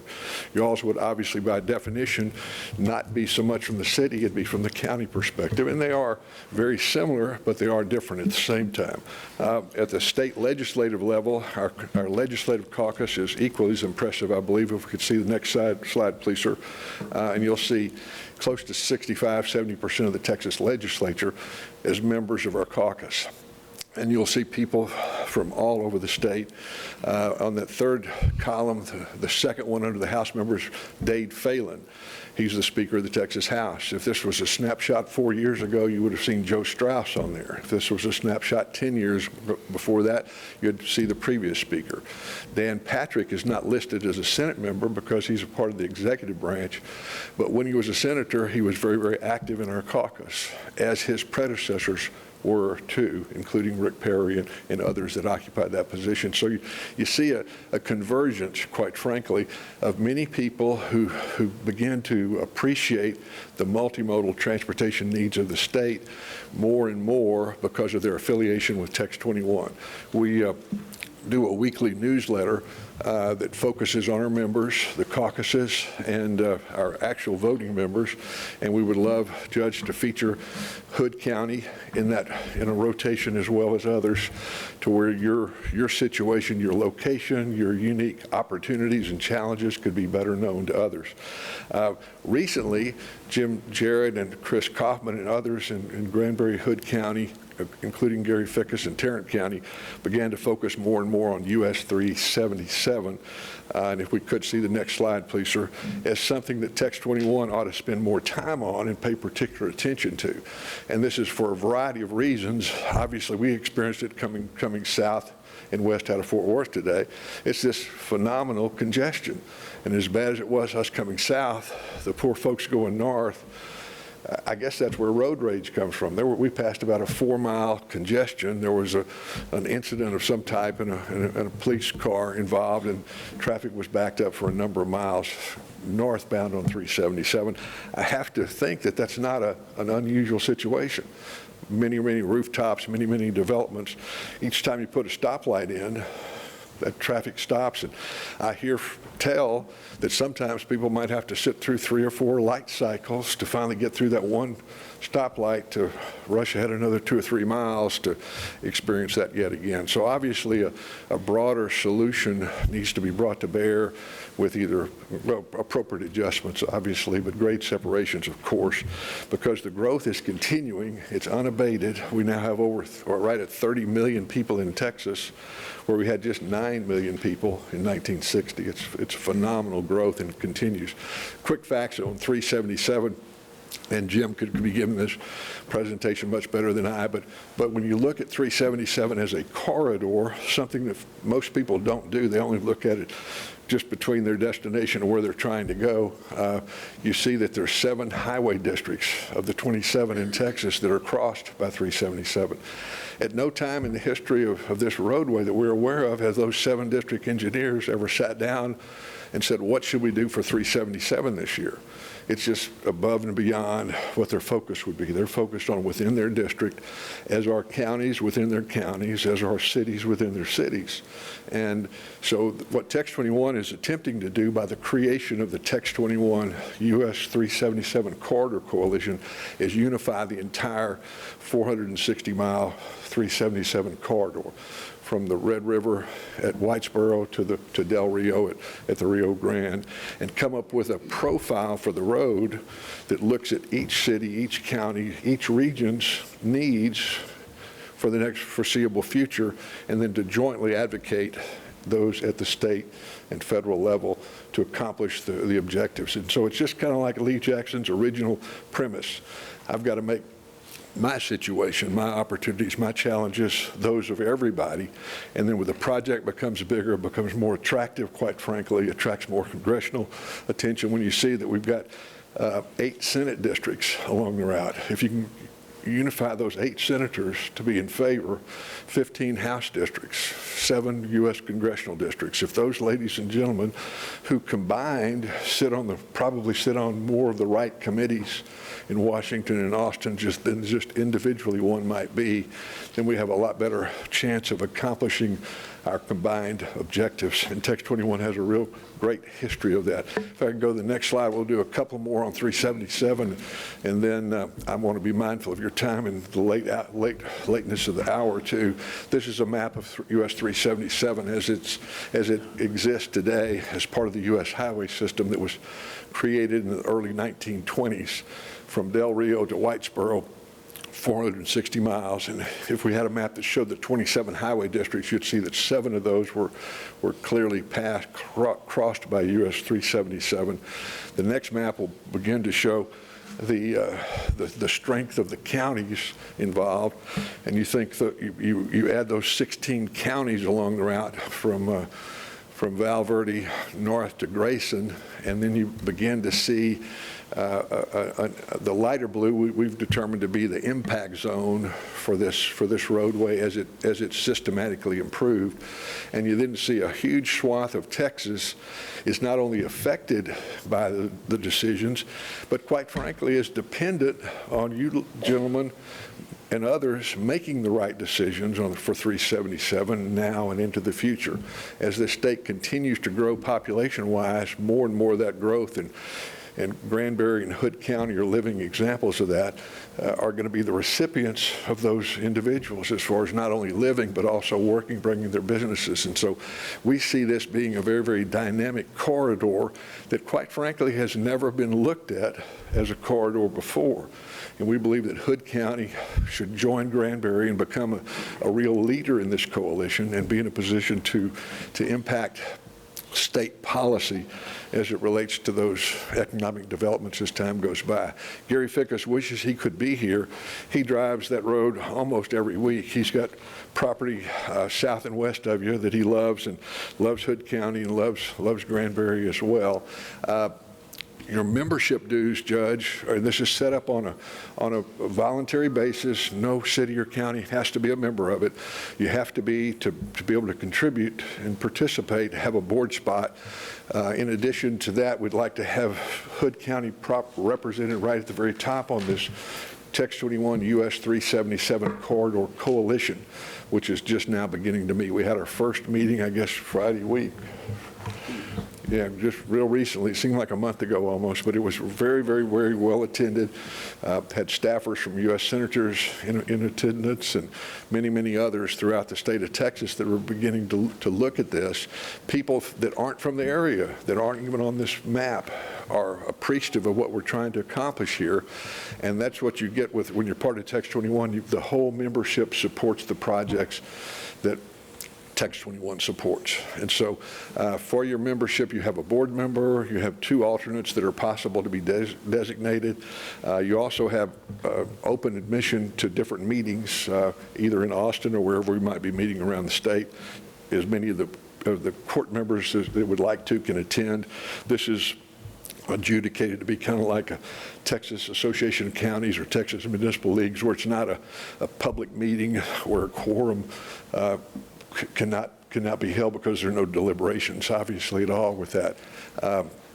But we would love for Hood County to step up and be an active part of this and help make 377 into a reality. We've got a lot of other material to go over with you, but in deference of time, I think you'd rather hear from Jim Jarrett and hear his views as an active member too, since he's become mayor. What are the dues? The dues would be based on population? Would be $10,000 a year for Hood County. The high ranges from $25,000 for a city or a county, $500,000 or more, down to $2,500 for a city or county, $25,000 or less. Your dues are fixed based on population at the last decennial census. Those dues are then fixed for that entity for the next 10 years. So you're not always hoping not to grow to get over to the next level. The dues schedule that was established in 1997, Judge, haven't changed one jot or one tittle. It's exactly the same. Most members that were with us then are members now. Only in the case of a dire recession or after 2008, there were several that had to drop out because their particular financing was totally upside down. And rather than lay off people, et cetera, they elected to drop out of Texas Municipal League and other things as well. But that would make you a board member. Hood County would go on the letterhead, be actively involved in everything we do. From time to time in past years, we've had quarterly meetings at the request of Granbury here in Hood County. We've already been in discussions with Mayor Jarrett and others about doing that again next year or the year after. You've got a great venue here we'd like to utilize. So I'll be happy to answer other questions, but I like to hear Jim too. He's got a very appropriate and interesting perspective on these things. And so without objection. Good. That'd be fine. We'll hear from his mayor here, right here. Your Honor, and the commission here, let me say thank you, and I'm going to speak fast. I know that the judge will put the 3-minute timer on me. So this is not a group of gentlemen that and ladies that sit and sip, as a friend of mine used to say. This is a very active group. To give you a little bit of a history with my involvement, I was involved in this day 2 as mayor. Mr. Chris Kaufman took me inside to a 9:30 meeting the next morning. I couldn't even find my way around the city hall. And he says, this is important. We need to be talking about this because this is what gets you in front of the people that will make the decision on when we start digging dirt and making changes on 377 and other county roads. It's not just, or other roads in the county. It's not just 377. So I did get involved in this, and I should have learned from my business perspective of many years that the louder you complain, the quicker you're going to get put in charge of something. And that's happened, and what came from that is the designation of a corridor, the 377 Corridor Coalition, and that is the cities and the counties up and down. And for the last 2 weeks, I've been in the cities and the counties in Comanche, talking with the mayor and the county judge happened to be there at that point in time, and lo and behold, they are a member of this coalition because they complain about the traffic in Granbury when they're trying to go to Fort Worth. They said, you're driving me to Abilene. I'd much rather go to Fort Worth. Stop in Granbury, and I'll be fine with that. The other, the county commissioner or the county judge has asked me to come down April the 11th and have this same presentation with her commissioner's court. She said this is vital to our economic continuation and our economic development. And I think that's something that we have to keep in mind is you look at that corridor, there is a lot of economy from the state of Texas that moves up and down 377. And as each of you know better than I know, you get into it now, if you don't get involved now, we'll be, our grandchildren will be complaining about what we didn't do when we had a chance to do it. Each and every one of us have seen a loop around Granbury in some map over the last 10 or 12 years. It's still not here. But the 377 opportunity is here. And the more that we get people to magnify their voice through others, as an example, on the way back from Comanche, well, why don't I just stop in Stephenville? And I did. And the mayor of Stephenville and Ms. Shelby Slauson, our soon-to-be Texas representative, also very interested in this project. I go and talk with the mayor of Benbrook. He's been through this. And what he has been, and his staff, the council are more than graciously have said, we will come and talk to you, we will help you any way that we can. We'll tell you what we did that we liked and we'd do again. We'll tell you what we didn't do that we should have done. So I'm looking forward to that kind of opportunity. But to me, this is an opportunity for our voice to be not Granbury, not Hood County, but the entire coalition. And that coalition, as you saw the names up there, has, I believe, a little bit of clout when you get to Austin. And I understand that the 2023 session is termed the transportation term. Some of that's the infrastructure dollars that are coming in from the federal government, but the other is it's just time. And I think 377 is part of that time. Thank you. That's 2 minutes and 58 seconds. Hey. So, Mr. Mayor, you're thinking that's a good idea for Hood County to join Text 21 here? Well, talking about this, the traffic coming in this morning. Granbury, within the city limits, has 1.78, this is last year, so it's probably more than that now, 1.78 accidents a day on 377 within the city limits. Mr. Kaufman has been drilling me clearly about this is a safety problem, and we cannot, not address this problem somehow. And I know that there are activities. In fact, I believe that the activity at the TxDOT has picked up substantially over the last 3 or 4 months when we started making some really active inroads with the Tex 21 people. Active in terms of trying to improve the flow on 377, and also at this point in time, I understand we have about 75% of the schematics for the 377 changes that come through town. That gives us the opportunity to be ahead of the curve, start moving infrastructure that we are going to have to move anyway, whether it be utility lines, water lines, whatever. We're going to have to move it anyway, so that when it comes time to dig and pour concrete, that's done. We've done that. And we won't really be able to do that without figuring out some way that we don't negatively or as negatively impact the merchants that are up and down 377, and we maintain some kind of traffic flow through town. I know that's a concern of probably all of the commissioners, but it's equally a concern of ours. Benbrook had some things that they did from the city and working with TxDOT. So, we're going to take all the help that we can get. Yes, I think it's a good deal. Thank you. The short answer is yes, we should join. Okay, good. Thank you. Yeah. Thank both of you. Sir, would you like to say anything, or has it been covered? Fine, thank you. Okay. All right. Well, good. Thank you. All right. Do I hear a motion about Hood County joining Tex 21, the US 377 coalition? Yeah, I'll make that motion, Judge, that we join the Tex 21 US 377 coalition in the amount of $10,000, and also set aside $10,000 to make that payment. A motion been made by Commissioner Eagle for Hood County to join Tex 21 US 377 coalition and to pay the $10,000 membership. Second by Commissioner Wilson. Any further discussion? All those in favor say aye. Aye. Any opposed? Motion carries unanimously 5-0. Thank you, gentlemen. Becky, will that come out of contract services, that 10,000? Okay. Good. Okay. Good. Thank y'all very much.